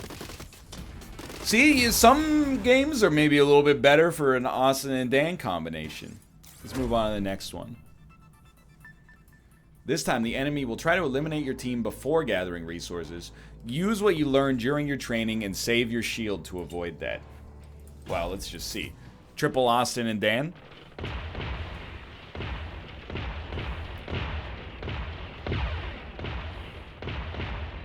It's a close match. They got us. Triple Austin and Dan will not work. What if we go... Honestly, I kind of like the idea. 3 Austins and a Mouth. 4 Dans. Don't make me laugh.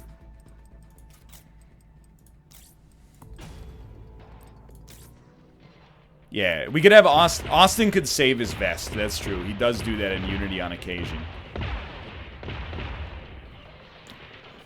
Well, this is even worse, dude. Whoops. No. Don't make me laugh.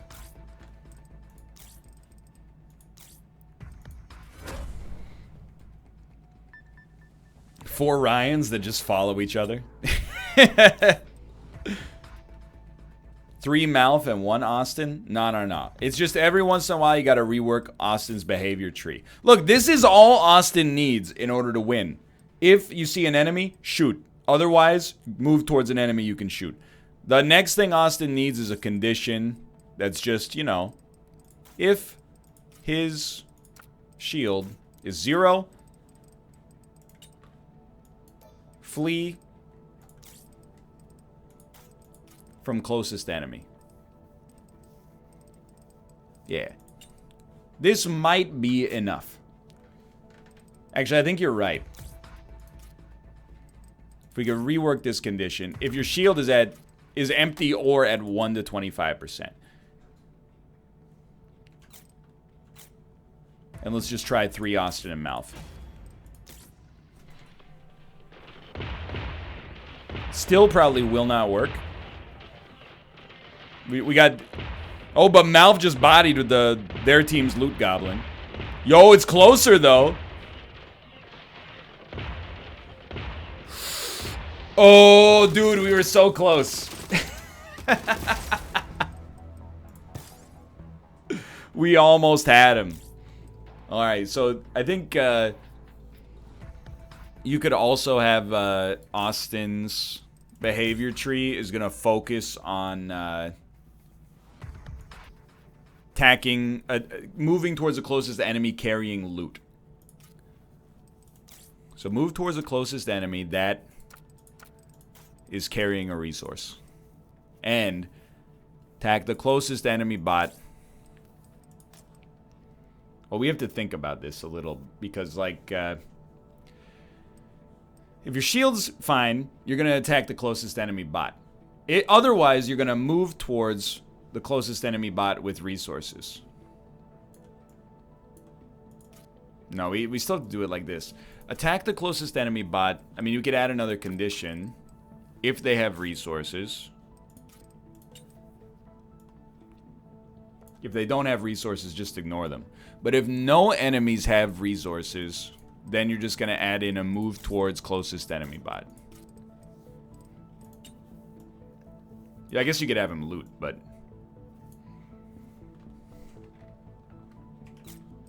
Alright, let's try this again. This might be enough, but it might not. There's still lots of refactoring to do.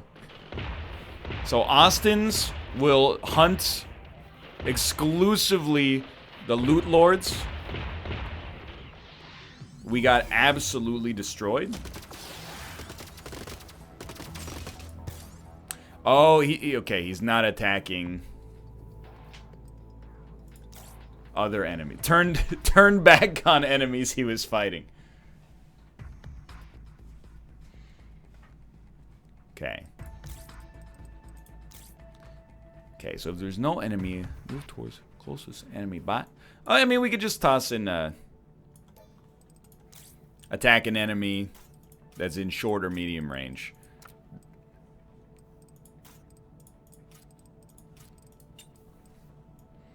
So we basically got like two alternative trees happening.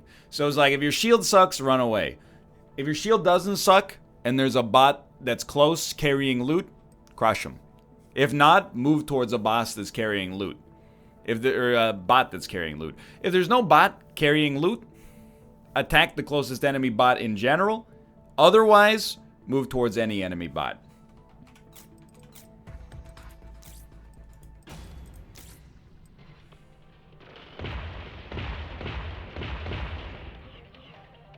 Well, we had our Austin split up. Still terrible, dude. I feel like the Unity was working better before. It gets worse each time. They do run across the map. I think you're absolutely right. So I think the problem is right here. They move to the closest enemy bot that's carrying a resource, even if they're super far away. Let's move to the closest bot carrying a resource if they're... I want to put not out of range. Yeah. Carrying resource and not out of range.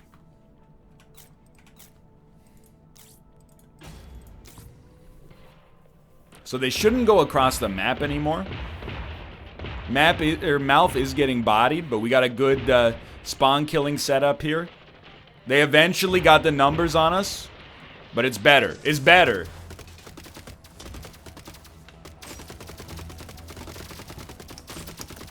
Mouth needs Orion to protect him. Let's be honest, my dude is like actually horrible.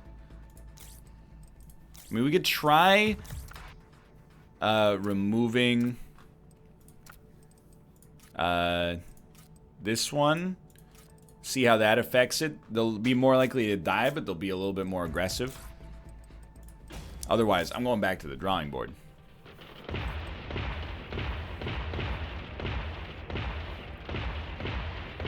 I do think we need more looters. I agree. This is where it all goes wrong. When they body all of our Austins and then deliver a staggering amount of loot all at once. Okay. So I think Austin is the only one we're like doing anything with. But we still need to tweak his AI because he's a genius. So here's the Austin meta right now. We're going to, after the shield... We're going to add a condition. If there's a resource in short or medium range, you are going to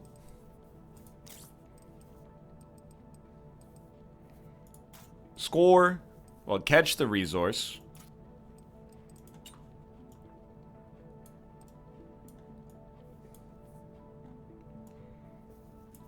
to steal enemy loot.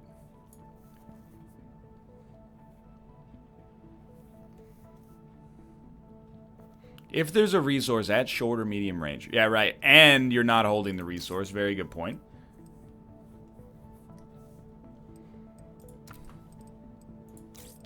And...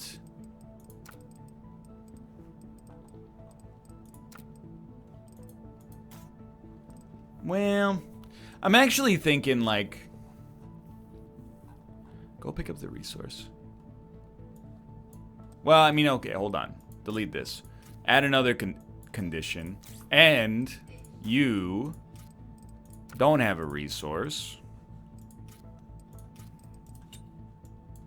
Then go pick up a resource and deliver it.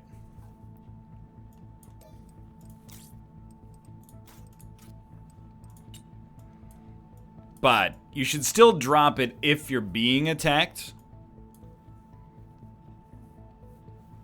This might be good enough, though. I mean, it is level 2.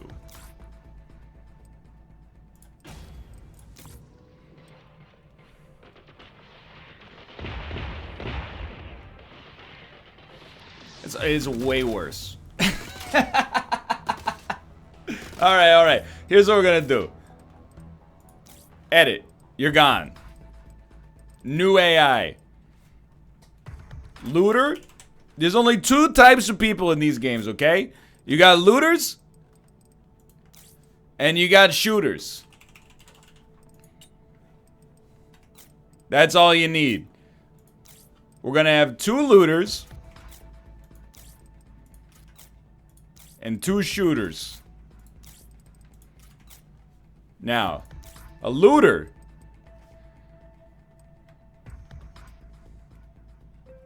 I do neither. Well, I'm kind of a shooter-looter. Predominantly. I'm just not good at either.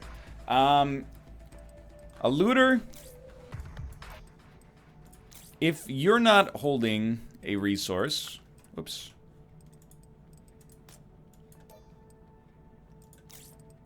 If you are not holding a resource,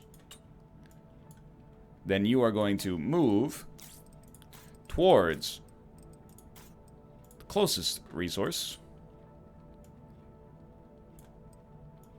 You are going to catch the resource, and you're going to score the resource. And we can add in a little bit more complexity in a bit.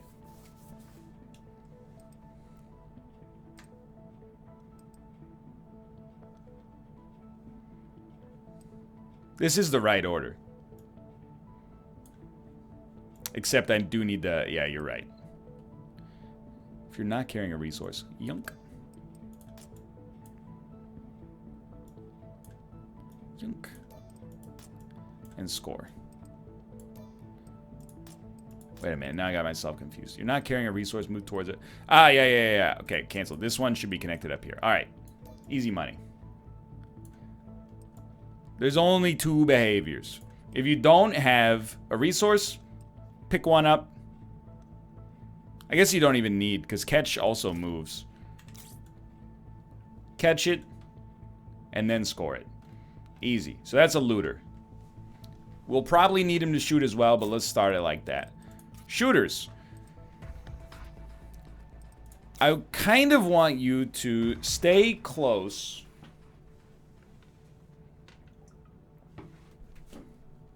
Well, the easy start is if you have a condition and your bot shield is here, no matter what, you're gonna flee.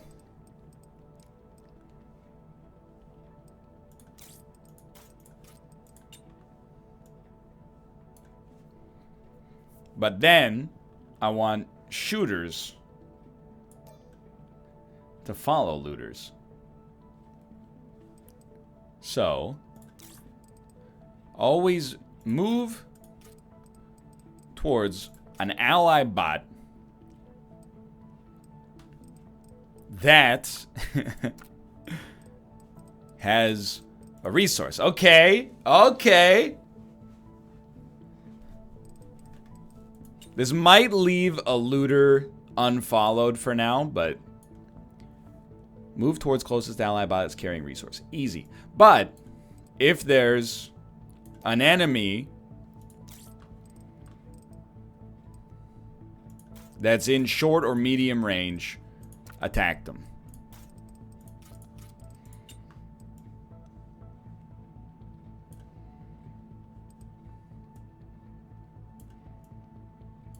So let me just, in my head, I'm like, okay. So if your shield's bad, run away. If your shield's fine and there's an enemy close, you're gonna tag him. Otherwise, you're gonna move towards your closest ally bot. What are you gonna do once you kill him? Well, you're gonna keep guarding the ally bot for now. And if nobody is carrying a resource, then you're just gonna follow closest friendly. Thank you. I did forget about that. Move towards closest friendly. Thank you. This is a more elegant version of my own AI. Absolutely true. If you get scared, then run. Otherwise, at least shoot.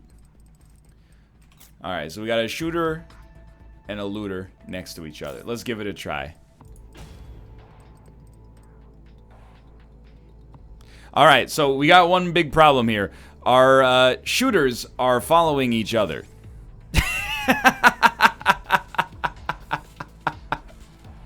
Because they started close to one another.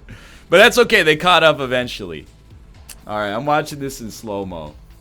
Let's see. Right off the bat, it's not so bad. 1-1. Oh, I see the... Yeah, okay. There's problems.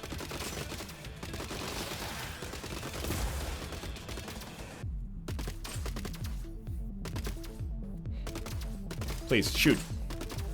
Don't let him kill him! He's done it! I mean, we could switch shooter and looter starting position, but that's like hard coding a solution to your bug instead of fixing the problem with to begin with. Yeah, one of them was sitting in spawn. 3-5, it could be worse though. Okay, so shooters should follow the closest looter. That was better.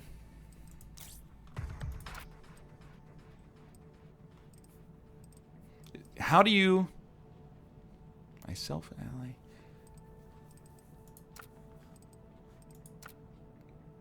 That is a tag. Team tag.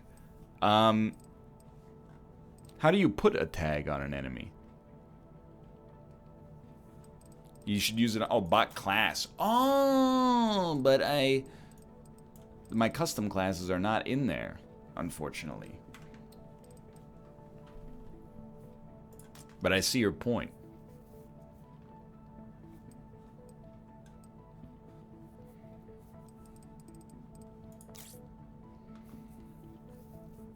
Team tag? Team tagged A, B, C, D, E? Yeah. Yeah, I know those classes are the weapons that we're using.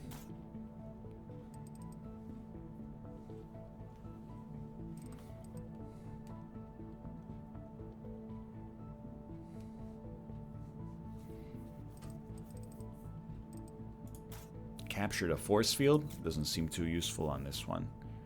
That's what I'm trying. I mean, I should have done the training for this specific part, but I'm trying to see. Can I tag you? Can I? If I look at Daniel.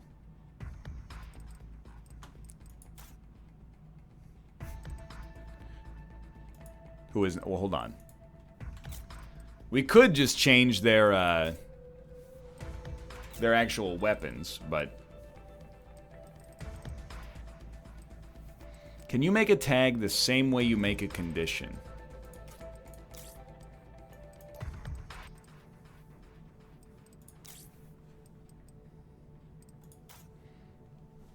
You're a genius.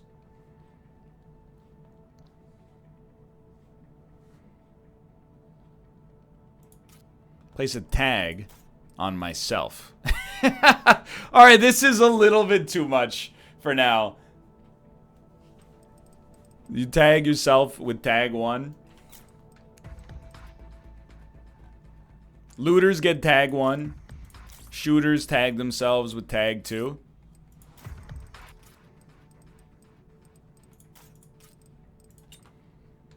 You could probably set it like if there's no tag, then tag yourself, but let's do it. And then shooters should only move towards the closest ally bot that has the tag of 1.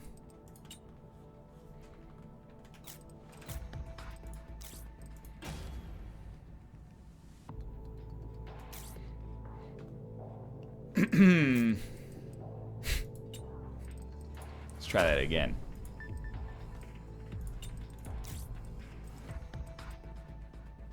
Looters. Tag 1. Bots can only see the tags they place themselves. Okay. Team tag. You're a team tag A now. Team tag yourself with A. Shooters, you're going to team tag yourself with B.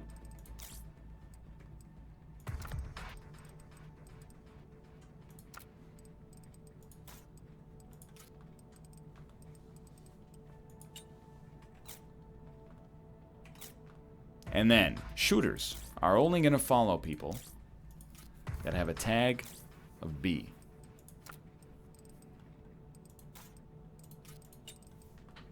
Or 1. Sure, why not?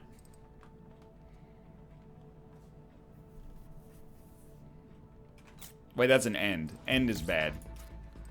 We'll do the thing we should have done and just delete the first. Okay. Okay. Hey! Okay. Now I'm realizing I've accidentally created the exact wrong situation. We got 3 shooters and 1 looter. You need your shooters. You need this shooter right here to be a looter. And then beyond that, you should be following A, not B. That's my bad. I got all my shooters clustered together. The shooters only work well when they're also supporting looters. Oh, baby. This is our last chance here. Let's see. We got 2 teams of 2 hanging out, protecting each other. And they're going 2-1-1.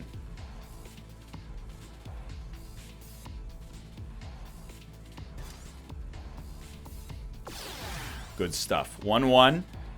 Uh-oh. Okay, yeah, that's our bad optimization. Daniels, he's got eyes in his he's got eyes bigger than his stomach. He decided it's time for him to go. Now, when you die, this is where things become a problem. My bot is respawning, and then after respawning, oh, he's on it. We're still going to lose because of green bot, but could have been worse.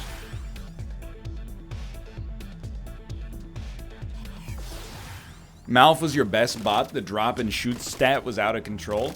Okay, well, I'll give you one more try then. And we'll just change looters to Malf.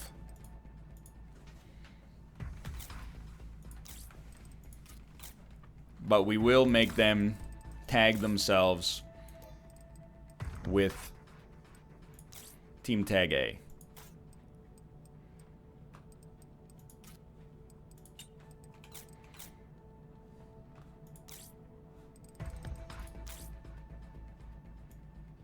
That's resource. Team tag. Self. Yas. Okay. Here we go. This is the last chance. 4 Malfs. A 4 Malf situation cannot abide.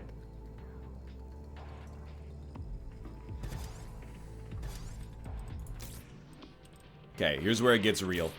Yo, Malf and Dan sticking together to 2v1 the remaining bots.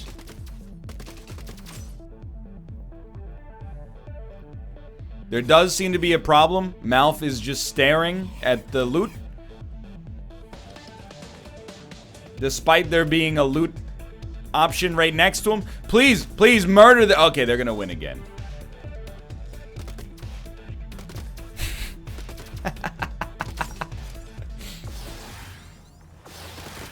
Sorry, I thought orange was Malf, but it's a shooter. Anyway, I'll let 4 Malfs have a chance, but if 4 Malfs doesn't work, move on to play some Tarkov for our final hour or so here. Malf could also use shield meta. Oh, we don't need this anymore, so let's do... sorry, it's a condition. If your shield is one of these 2, then you're going to flee from the closest enemy. Alright. Alright, Malf. Best of luck to you, brother.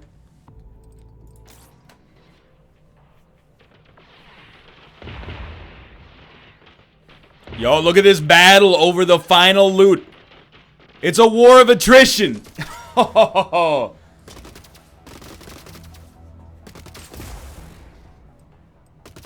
We're so close. I think a little shield optimization could get us there. 1 second. If your enemy shield, or if your shield, sorry, is...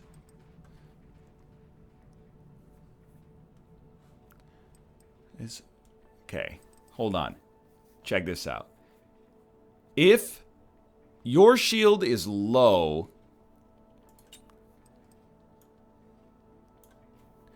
and we're going to make another condition. The closest enemy bot's shield. Oh, shield compared to me.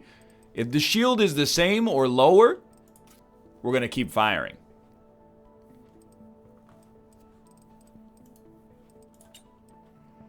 If enemy bot has lower shield or same shield,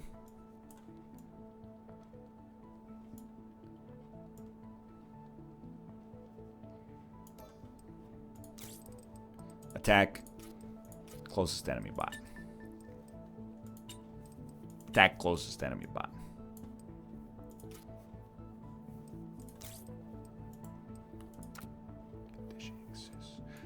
Can I make this closest enemy? Or is it just, it'll default to closest enemy?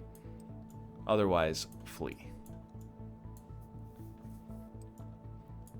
Alright, Mouth has become the ultimate looter shooter. He will not flee from a battle he's gonna win, even if his shield is lower than the enemy shield. Now we control the final piece of loot. Please walk it to the other goal. No! We were so close.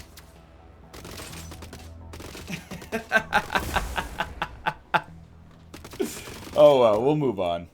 That's fine. Dude, Gladiabots is cool. Not really interested in going for the PvP right now because I'm gonna get destroyed. Yeah, I think part of our problem is if there's no loot on the ground, which means there's one piece of loot remaining. Well, I mean, it means that all of the remaining pieces of loot are currently held, then the bots do nothing. Especially if they're held by an enemy.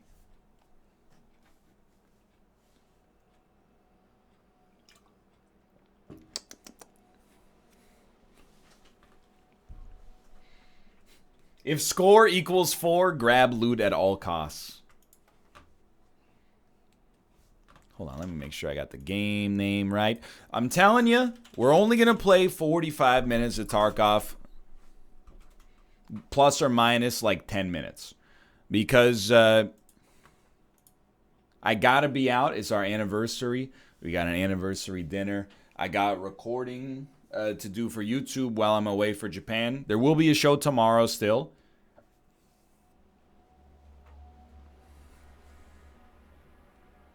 But there's work to be done.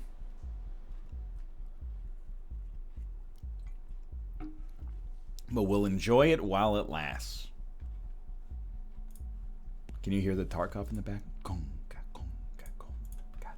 Guess it would be nice if I could touch your body. I know not everybody is getting a body like you. Hold on. Okay, so you know my inventory is a little bit of a mess right now. I gotta sell this tea bag. Probably sell the scav vest. You know, a shotgun can't be unloaded.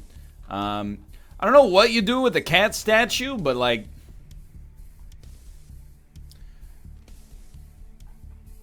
it's there. So you know what? Let's start with a run to clear out our inventory a little bit. Give me a scav vest. Give me an MP153 shotgun with 4 bonus shells. And you don't need bandages.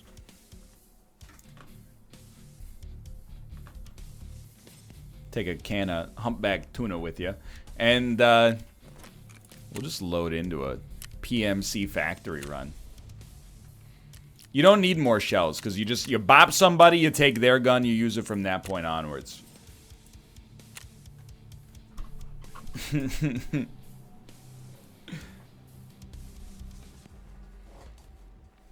Just something about the, oh, that's a good point. You should probably start with a scav just so that, you know, the timer's always going, but My next scav run is probably going to be a 10 out of 10. So, you know, I need to make some space in my inventory. Otherwise, I won't be able to hold all the cool stuff I get. 4 whole shells? Excuse me, I have, first off, 4 shells equals 4 kills. Maybe 5. Secondly, I have 8 shells. So that, probably 12 kills right there. Plus, I have a helmet.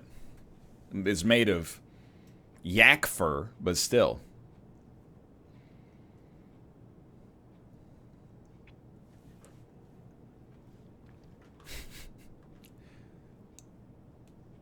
Probably have 9 because you got 1 in the chamber. I don't know, man. I don't know how guns work. All I know is it's a Rudy Tooty point and shooty.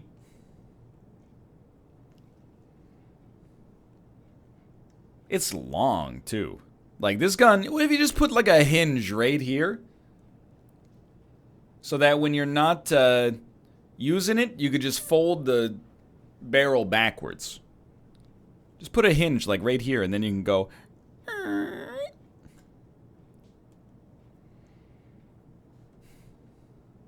How is it possible you're level 7 and Dan's level 15?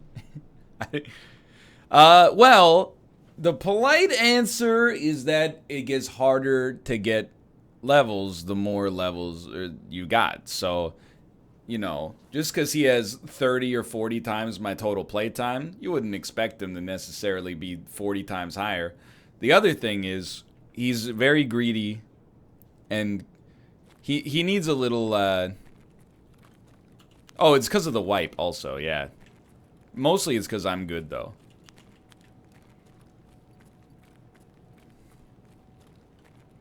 Okay, so gate 0, gate 3. Crack it open. Hello, Kate. Hello.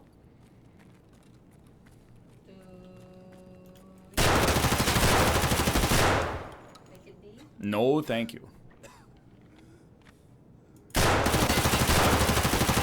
I had him, dude. That was terrible. Should have hit him with the flashlight. Chubby dragon. How close did I get? 496 of my damage absorbed by his armor. That's the thing about Tarkov. I actually killed him twice, if you just add the numbers together. But my man was wearing some incredible armor.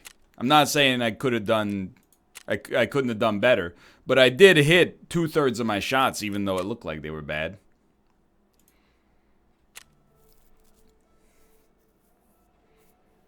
It's alright. Let's us get into a scav run a little faster. Yo, what is this? Put me on interchange. I'm ready.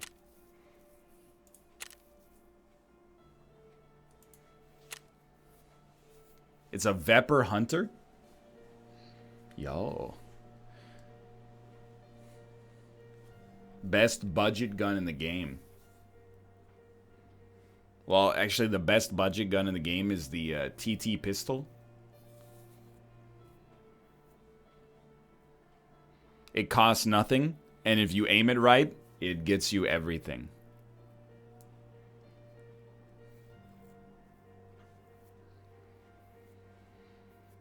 Check the mag. If you're using M80s or M61s, the ammo could be worth a lot. It's good to know. If I get a good gun, I try to extract ASAP. Is there a good reason not to do solo scav runs? So I was in the same boat as you. I was like, why would I ever risk anything when I could just get a free gun and escape? But eventually... I mean, very quickly. If you do like 3 scav runs in a row where you exfil, your stash is going to be absolutely full of garbage. And then you can sell it and you make a little bit of money. But what are you going to use your money for if you're only doing scav runs? So eventually, you know, you reach a point at which there's, you know, you're really just doing scav runs to get your net worth up. So... You know, are you playing the game to see the top right number increase a little bit? I agree, actually. It's kind of fun to pop out with like an expensive run. Like, even though I mean, if we were evenly matched, we would have killed that guy. I like the fact that you don't necessarily have to be evenly matched. We're using M61s. Okay. Teabag, body armor. One in the chamber. Hold on. There we go.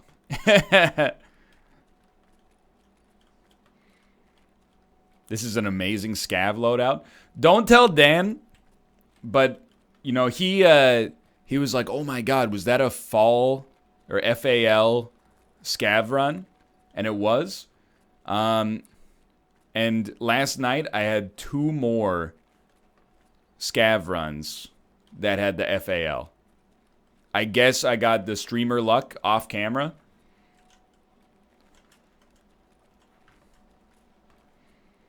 Those M61s are so good. You're telling me the M61 is better than an M80, even though 80 is a higher number than 61? Yo, pay the respects to Lando Norris, please. Good luck in Monaco.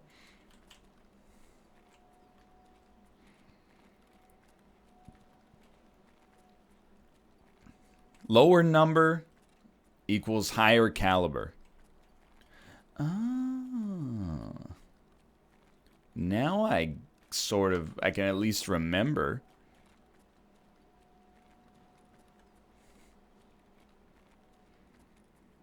Check out TechLight. I basically just run at all times. I just move towards exfil and hope there's an enemy there. Some shots. What's the jingle you have in your head to remember? Oh, dude, you don't even want to know. T-foul? It goes, when the gun is better, gotta remember the caliber is lower. To find it. Look at the shelves. Okay. Yo. Sweet boombox, dude.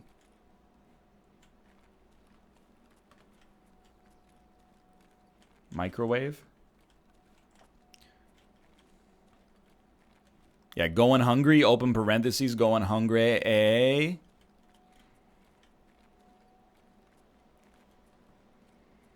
I would like to leave the mall. The mall frightens me.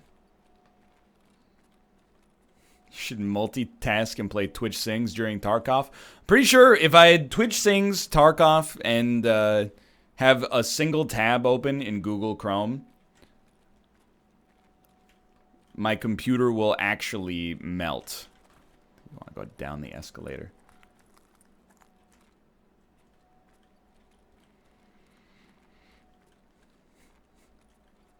Plus, you got to be able to play Tarkov and know all the words of the songs, but I...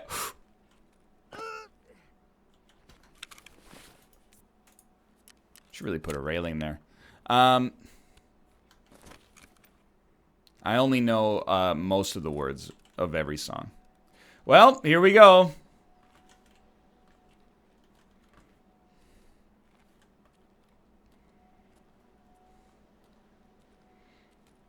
Honestly, just blast me. Shit, here we go again.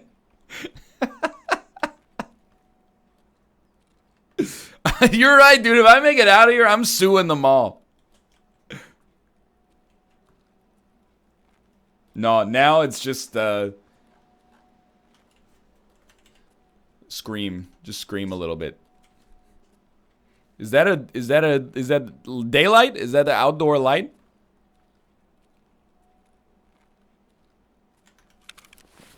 We are still bleeding to death too. This is a real problem. Yo, Supreme Justice, thank you.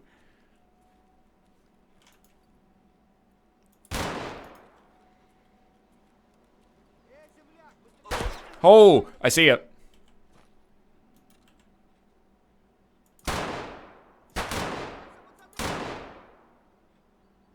Be cool. Gun jammed.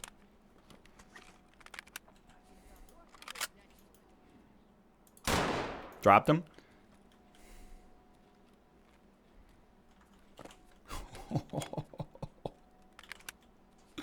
No problem. New gun. I'm begging you, dude. I'm sure this is just gonna be mags because you're a scav. Please, in the backpack. No, no, no, no, no. I don't even see them. I got Gregor vision, dude. Ah! I got caught looting, but honestly, I'm happier to be dead than alive there.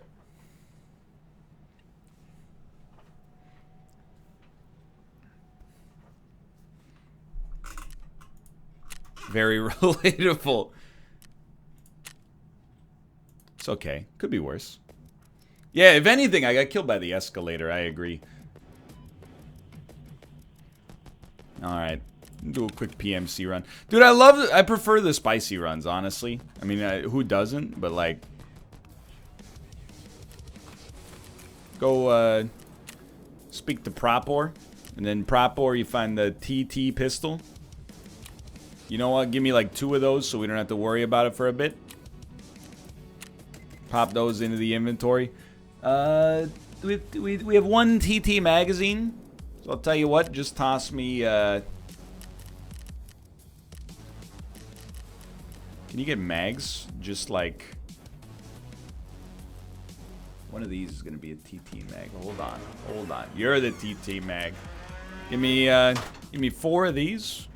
Did they give me a large fry? Yo.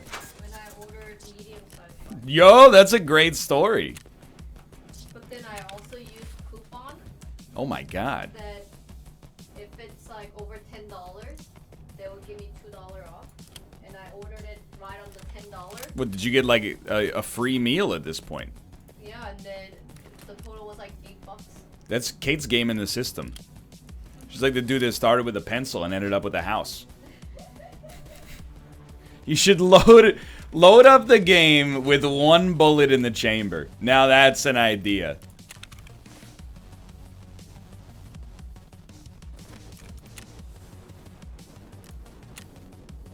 All we gotta do is live long enough to do another scav run right after. What is that huge cat in your inventory? That's Ruka. He's waiting for his brother, and then I can trade them both in and get free macaroni and cheese at Idea.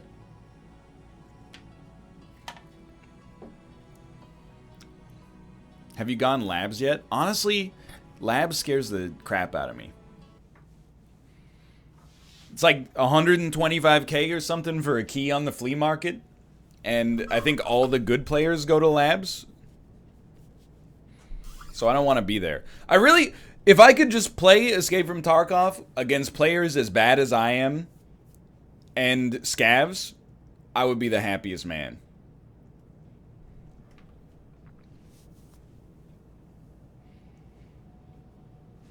So far, so good. I mean, we got a 1.0 KDR today. Killed by the only human we saw. But killed 2 AI. You can indeed play the game without a gun. A lot of people, you know, when they are going for maximum loot goblin, they just go in with an axe. And you can't loot somebody's hatchet, so you just run in, grab as much stuff as you can shove up your orifices, and then bounce. Hatchlings, exactly. I mean, to be honest, like, probably 20% of my kills are against people just holding axes. Like, another 15% are people that only have a pistol with 1 clip, like me.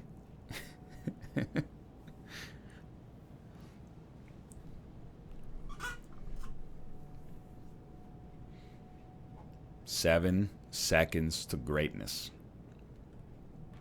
Factory... You know, mall is cool. You know, you might get into some spice, you might not. but factory is where it's at. It starts spiced.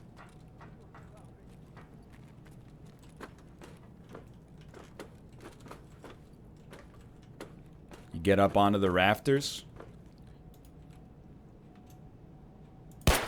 Got one.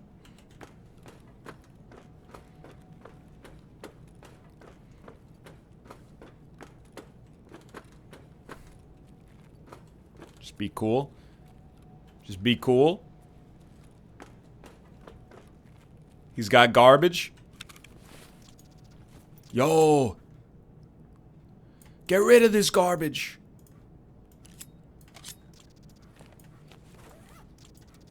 Don't shoot me.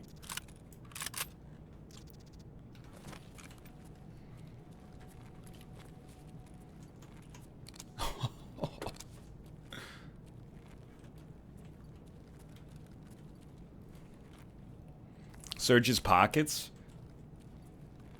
I don't play that game.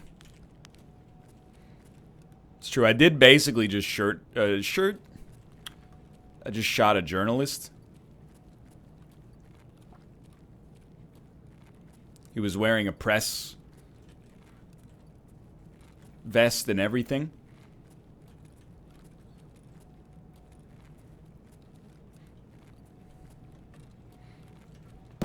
Ooh. The meta is to check pockets right away for meds. Yo, I appreciate that. I don't know much about the meta.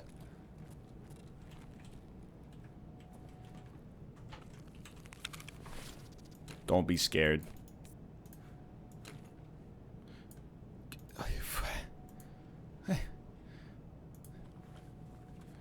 Take the Vepper, obviously, but... Yo! Search the pockets, dude! Nothing in the pockets? Just drop the goggles? I will never drop the goggles. Don't make me laugh. No, I can't see, dude.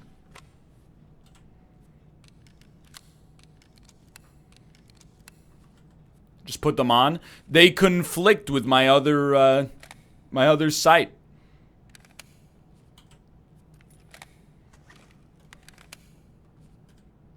Hold on, I gotta check his backpack real quick.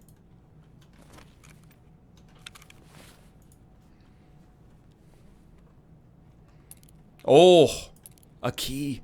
2 keys?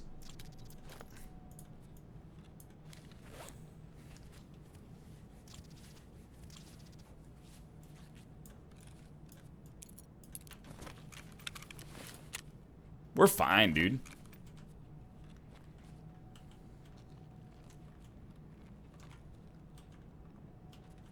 I did break my hand.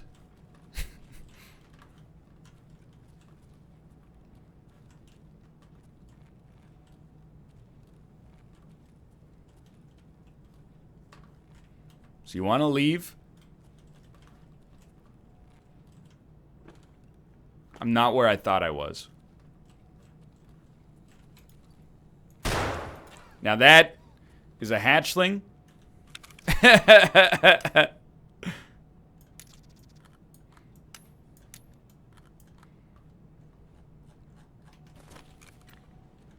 You know my man's got nothing in his pockets. Don't make me laugh.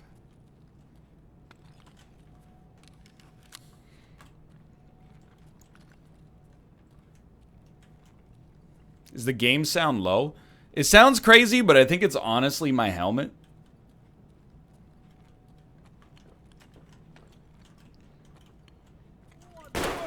Wow.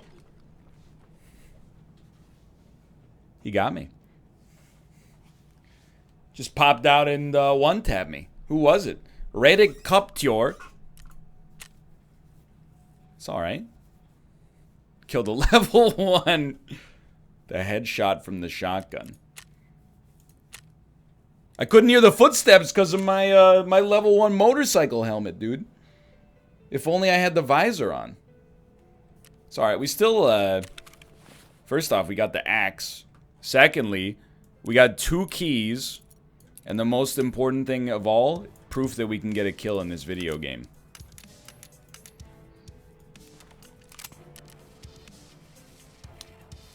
Next step. Pop a mag in. Pop another one. Let's do it. Still got 49 seconds till our next scav run. What do keys do? The way I understand it, there's locked doors on various maps in Tarkov. And those doors have the opportunity to have high-value loot behind them. So what a lot of people do is they take their keys in an alpha pack. That basically means if you die, you don't lose them. You get to bring them back to your stash. And then you just run an incredibly low loot run. Sprint to the loot spawns, use your key, and then get out ASAP. Dude, Tarkov is really fun. I'm surprised by how much fun I had with Tarkov. Just like last night I played like 2 hours of Factory, and it's just like you're just in and out. You got good stories, Heartbreak, it's got everything.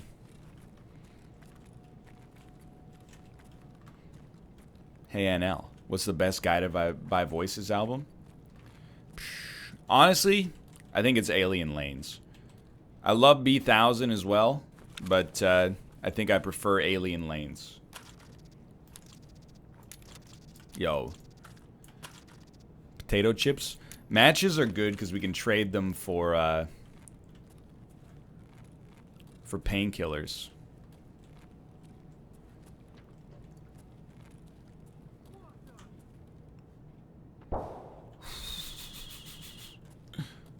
Be cool. Be cool, boys. Be cool.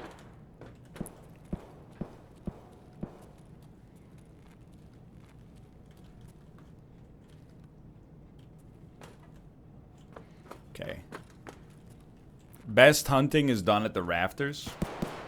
Ooh. No, I'm not a scav. I'm PMC, so I'll be scav next run, but on this run I gotta be worried about aggro.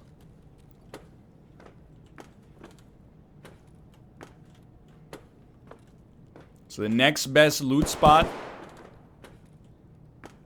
is right around here. Yo, that's a player. It's a hatchling.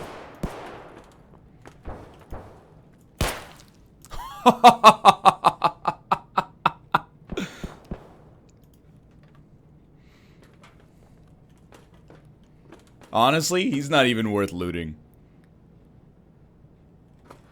He will have a dog tag, I think, but he has a backpack on him. He has a tea bag on him.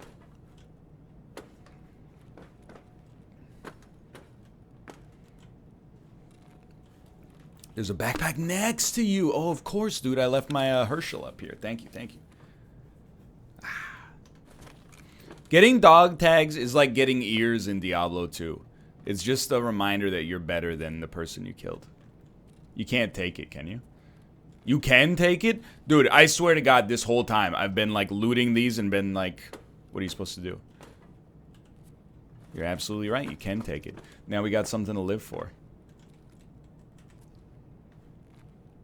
Okay. Took the footsteps down a notch. Don't fall here. Not that I've done it 20 times before. This is the date. I think he knows.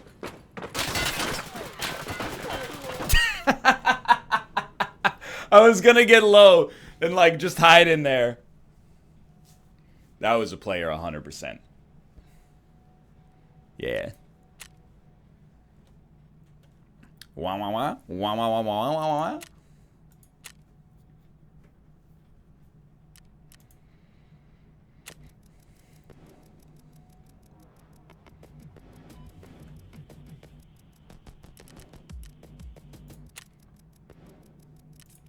Yo, dude, Canadian scav. Ooh, maybe not midnight. Malv scav.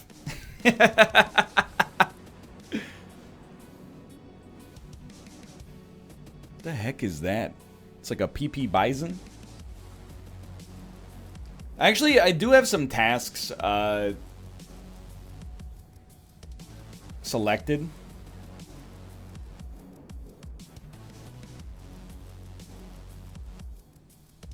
I have like deliver a bunch of shotguns. Deliver 2 first aid kits. PAX East mouth.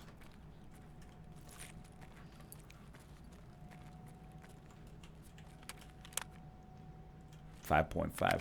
5.45. Got it. Got it. All right. Immediately sprint towards exfil. Just wanted to see the site real quick. Don't. Careful. Careful right there. OSHA has not gotten to this mall yet.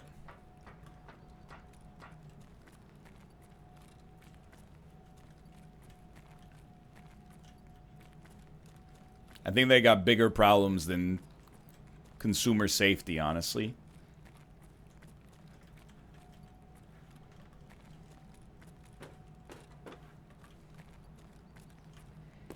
Look, I'm an outdoorsman, okay?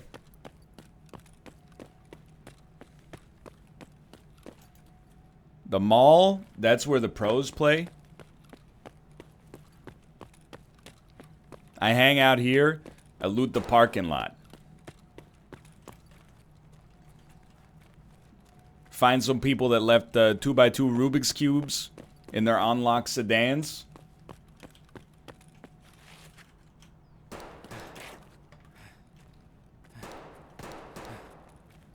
Well, I'm glad I'm not in there.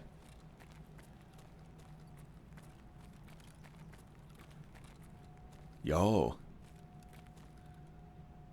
This is not a good looking pizza. I'm here to tell you. That's a subpar pizza.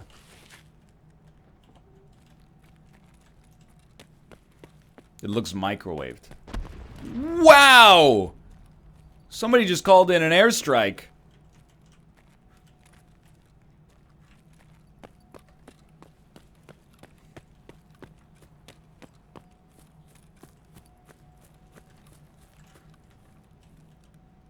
Locked. Yeah, if I could steal somebody's groceries, you never know when you need some pineapple juice. Safety always off. Yo, what the heck is going on inside the Ryokan Center? All right, this is my loot level right here. What do you get? Pistol ammo. Check the seats for spare change.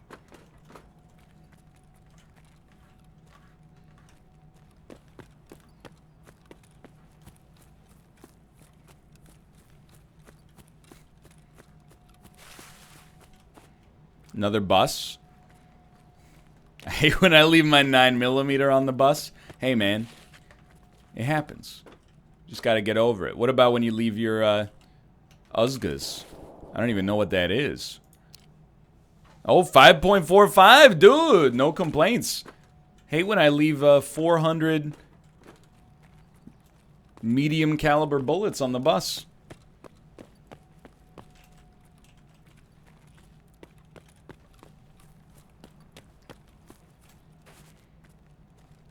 What shoots 5.45s? This gun right here, brother. This gun right here.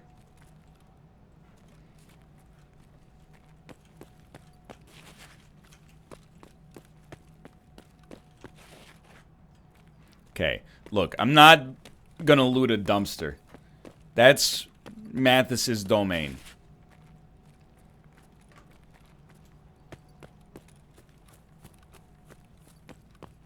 I'll loot an abandoned bus. Oh, you know what ravioli means. There may be a player nearby.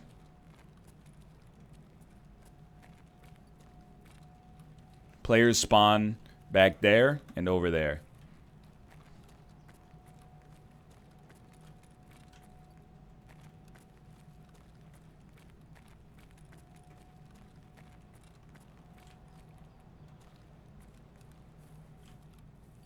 Time to stop clomping around. Absolutely. I don't know why my dude wears shoes full of Sun Chips bags, but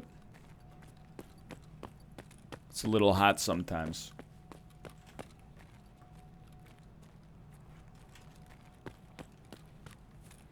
This is where I had that extremely epic, cool battle with a real player. Right around here. He went up this ramp at the other side of this.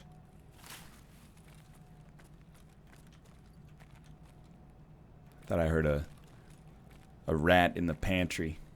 Guess not. Yeah, what happened with PUBG yesterday? Something went wrong with my FOV when I was on the motorcycle. It was like I had eyes on the side of my head.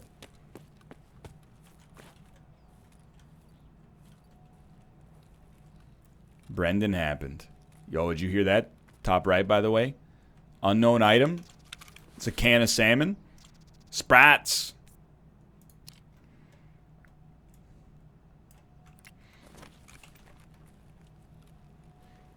I have no idea what that is. Eat it. It's a streamer item.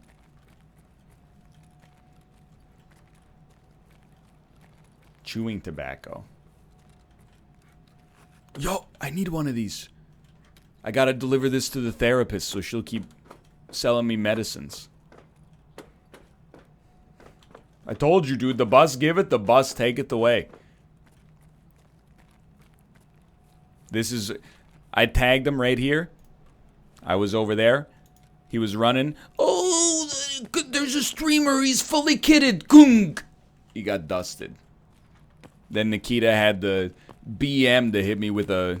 You ran through this level so you don't get any experience. I gave him his chance.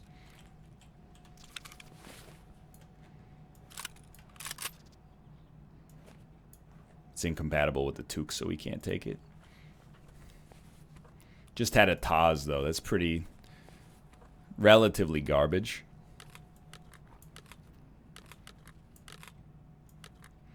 You have 7 out of 4 bullets loaded into this thing?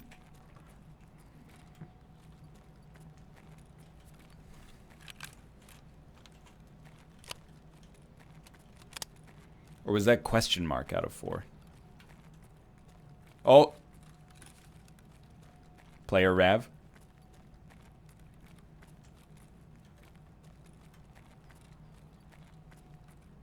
Because you didn't inspect, you don't know how many are loaded? How does that make sense?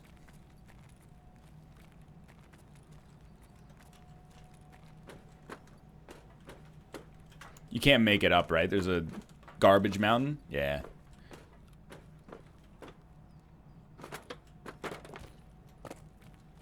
Oh, no.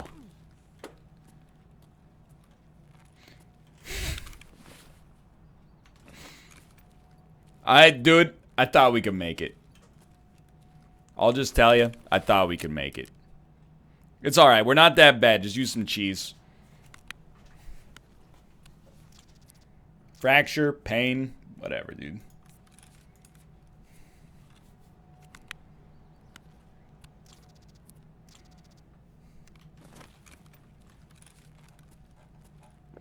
Honestly, it's more like a... It's a balancing effect. So that I can't see. That way it's harder for me to dominate. How does he break his legs on every interchange run? Well, there's a lot of elevation. It's a 3-dimensional map. Plus the exfil's really close anyway. Yeah. Just shout if you see something. More specifically, an enemy.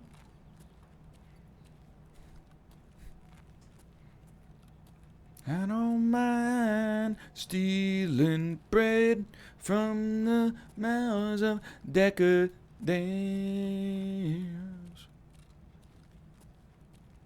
Going hungry. Hey.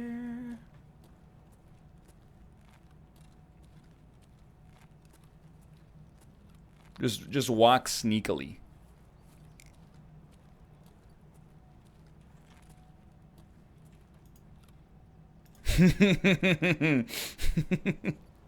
I saw something down there and I was like, that's an anthropomorphic figure. Just squint.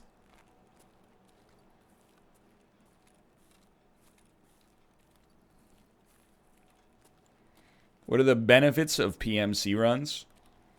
Well, on top of being able to choose your loot, you level up by doing tasks, which actually gives you stuff like reduced recoil, you know, better items to buy from the shops, etc., etc. No Colemans, please. Honestly, any Colemans, get ready.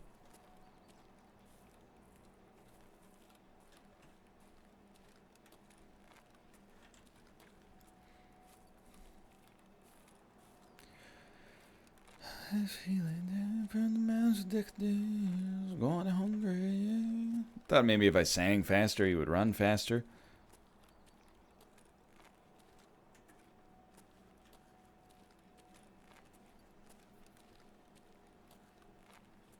Oh my god. He's done it.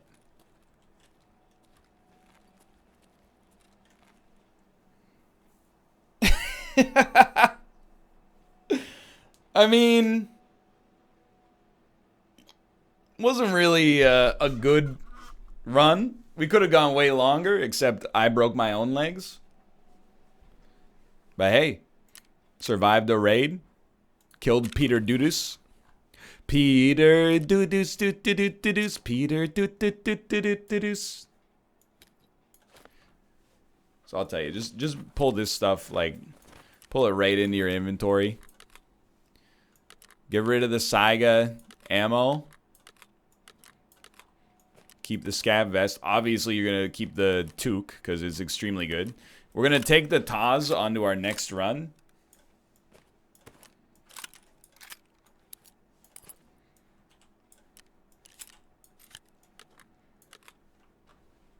Taz, queen. Taz. And we can do one more PMC pseudo-malf run on factory. Maybe two, actually, now that I think about it. So you pull the scav vest out. You already got some shells preloaded. You put the malf toque on.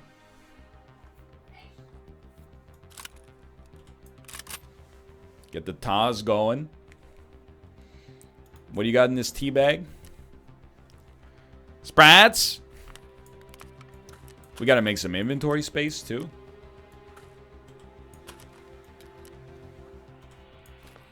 So I think, give me one sec. We're just gonna do some very basic sales.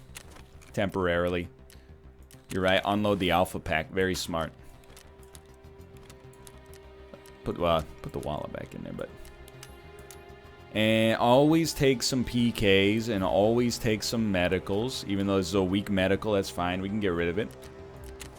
And you go to the fence and you go, hey, dude, please buy my knife. Because you're the only person who buys knives.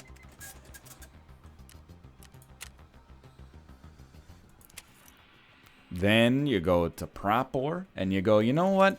I don't need this cat statue. I don't need these screws. I don't need these screws either. If you sell the cat to therapists, you get more money. That's all I need to know.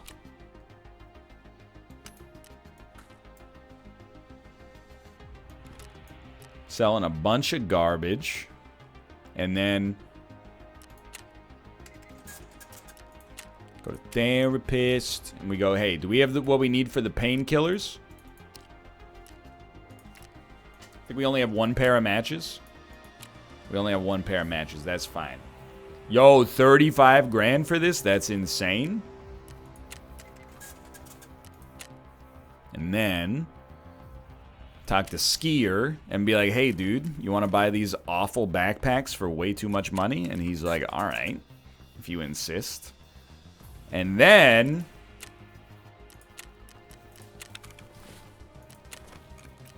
we're good to go. Mouth PMC with an SMG shotgun, daytime factory.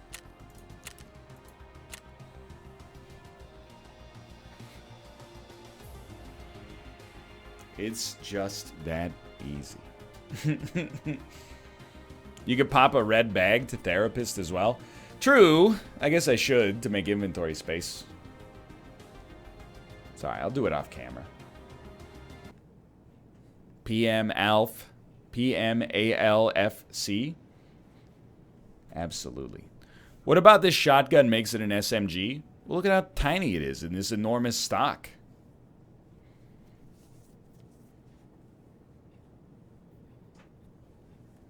If that's not an SMG, I don't know what is. Crunchy or smooth peanut butter? I'm a crunchy peanut butter man because I like peanuts.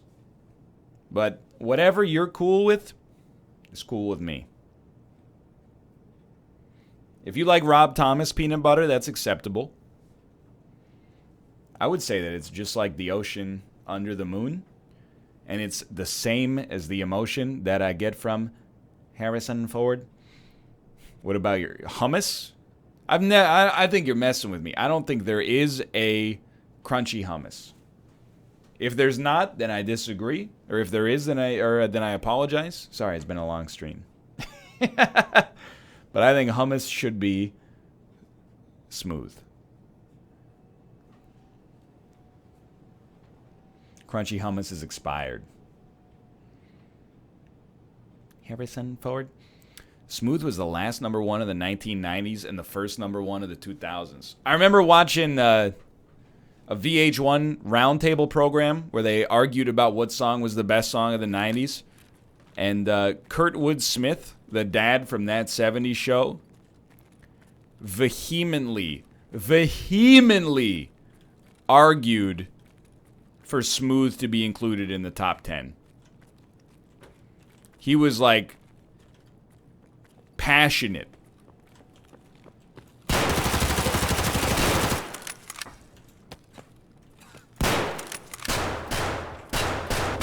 Okay. I have to this feels a little bit like something went wrong. I'm not going to say it was stream sniped, but something was a little out of control on that one. I didn't hit anybody with bullets, but hold on. Do I still have a TT? No, I lost my TT. I'll buy one more TT and then we'll do it. Taz is the worst gun in the game. Be that as it may, I don't think that was the problem on that one.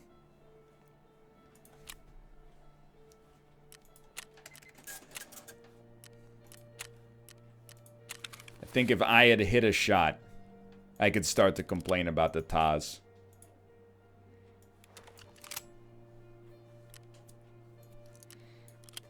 Well, nothing to do but do it again. Any hats? Any hats chilling? Dude, I did want to sell Sprats. I want to see how much those sell for. 7,500? Yo, that's pretty good. Rest in peace, Mouth.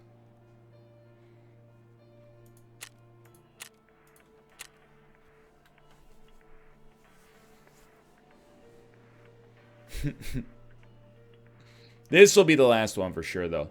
I will be live tomorrow at twitch.tv/Northernlion for Thursdays. I don't know if it'll be an NLSS or or a solo stream. To be honest, part of the reason there's more solo streams, like today, Rob was just like, I'm not feeling well. And I was like, that's fine. But I also enjoy just streaming solo. The dynamic for a group is like a little bit more. Sometimes the banter feels like a little bit forced. Like every single nugget of conversation, you have to wring it out like a damp towel, fill up a glass of banter. Okay, I just heard a door get kicked open, like very close. So just being able to go live and say whatever comes to mind, it's very satisfying. Please get me up into the rafters.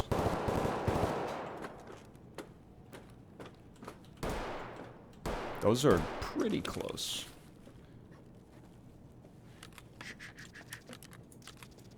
I need to... Dude, I want the lunchbox. Please. I can't... Discard. Just toss it. If I can't have it, nobody can have it.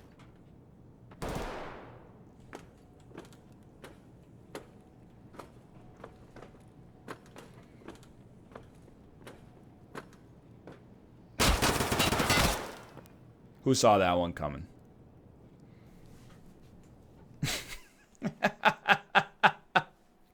Dude, 3 minutes into the run, I gotta buy another TT. It's the only... The longest factory run I've ever had in my life is like 8 minutes long. Whenever you say one more, there's gotta be one more good one. It's not like we're short on rubles. You give me a TT. Thank you. Get me a TT magazine? No, we already have a TT magazine. We're set, dude.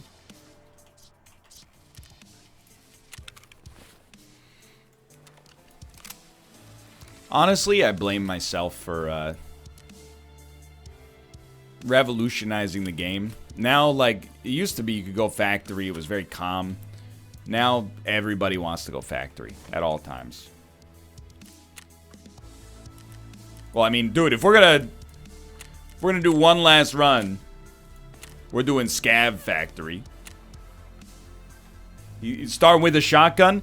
I choose my map based on whatever the Scav's weapon is. You got a Scav long weapon, you go, you know, interchange or shoreline or customs. You get Scav shotgun or pistol, you know where you're going.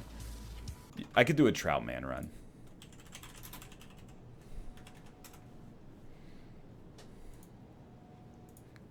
Let's not do Troutman, though. Let's lament Golden Light.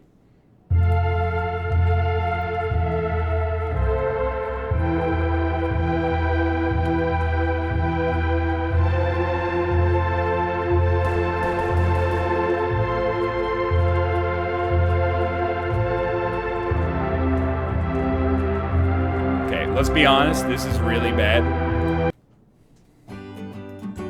Here we go.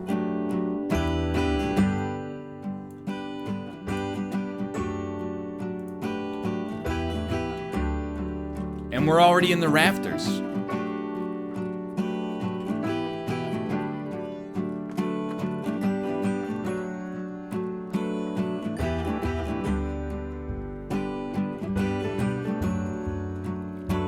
Just looking for rats.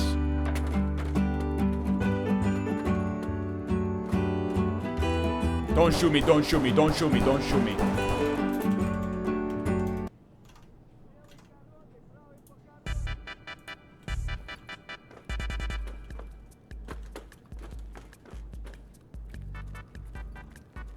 I mean, you gotta crank it.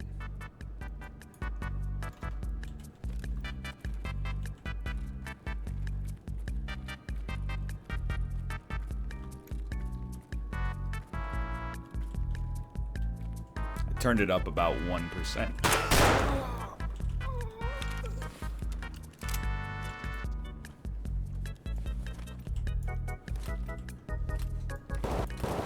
Yo, it's getting hot. Search his pockets, then we out.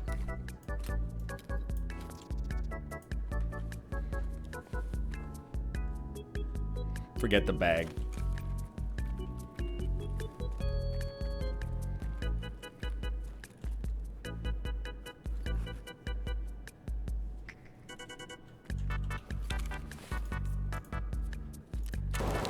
Thorax is bleeding out.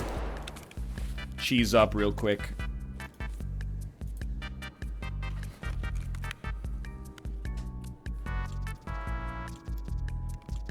Let's go, boys.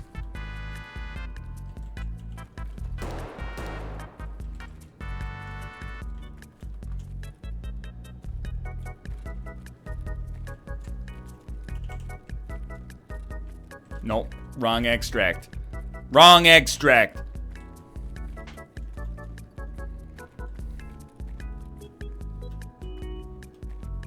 Well, hate to come up there.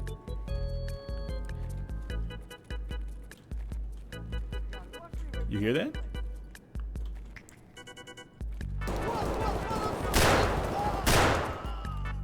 I don't know what happened. I think he might be faking his own death.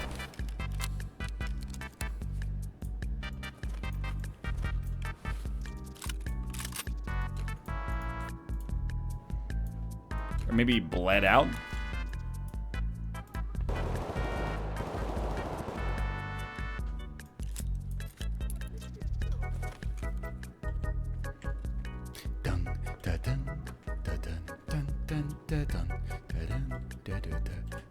Oh, it's full.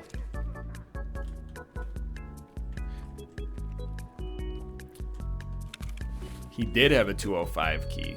I don't know how valuable that is, but tell you it's more valuable than not having a key.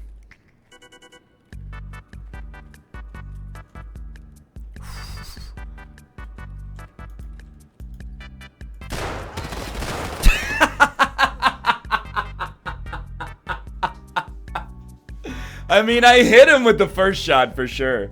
I just didn't realize he was wearing a Kevlar vest. Head and jaws.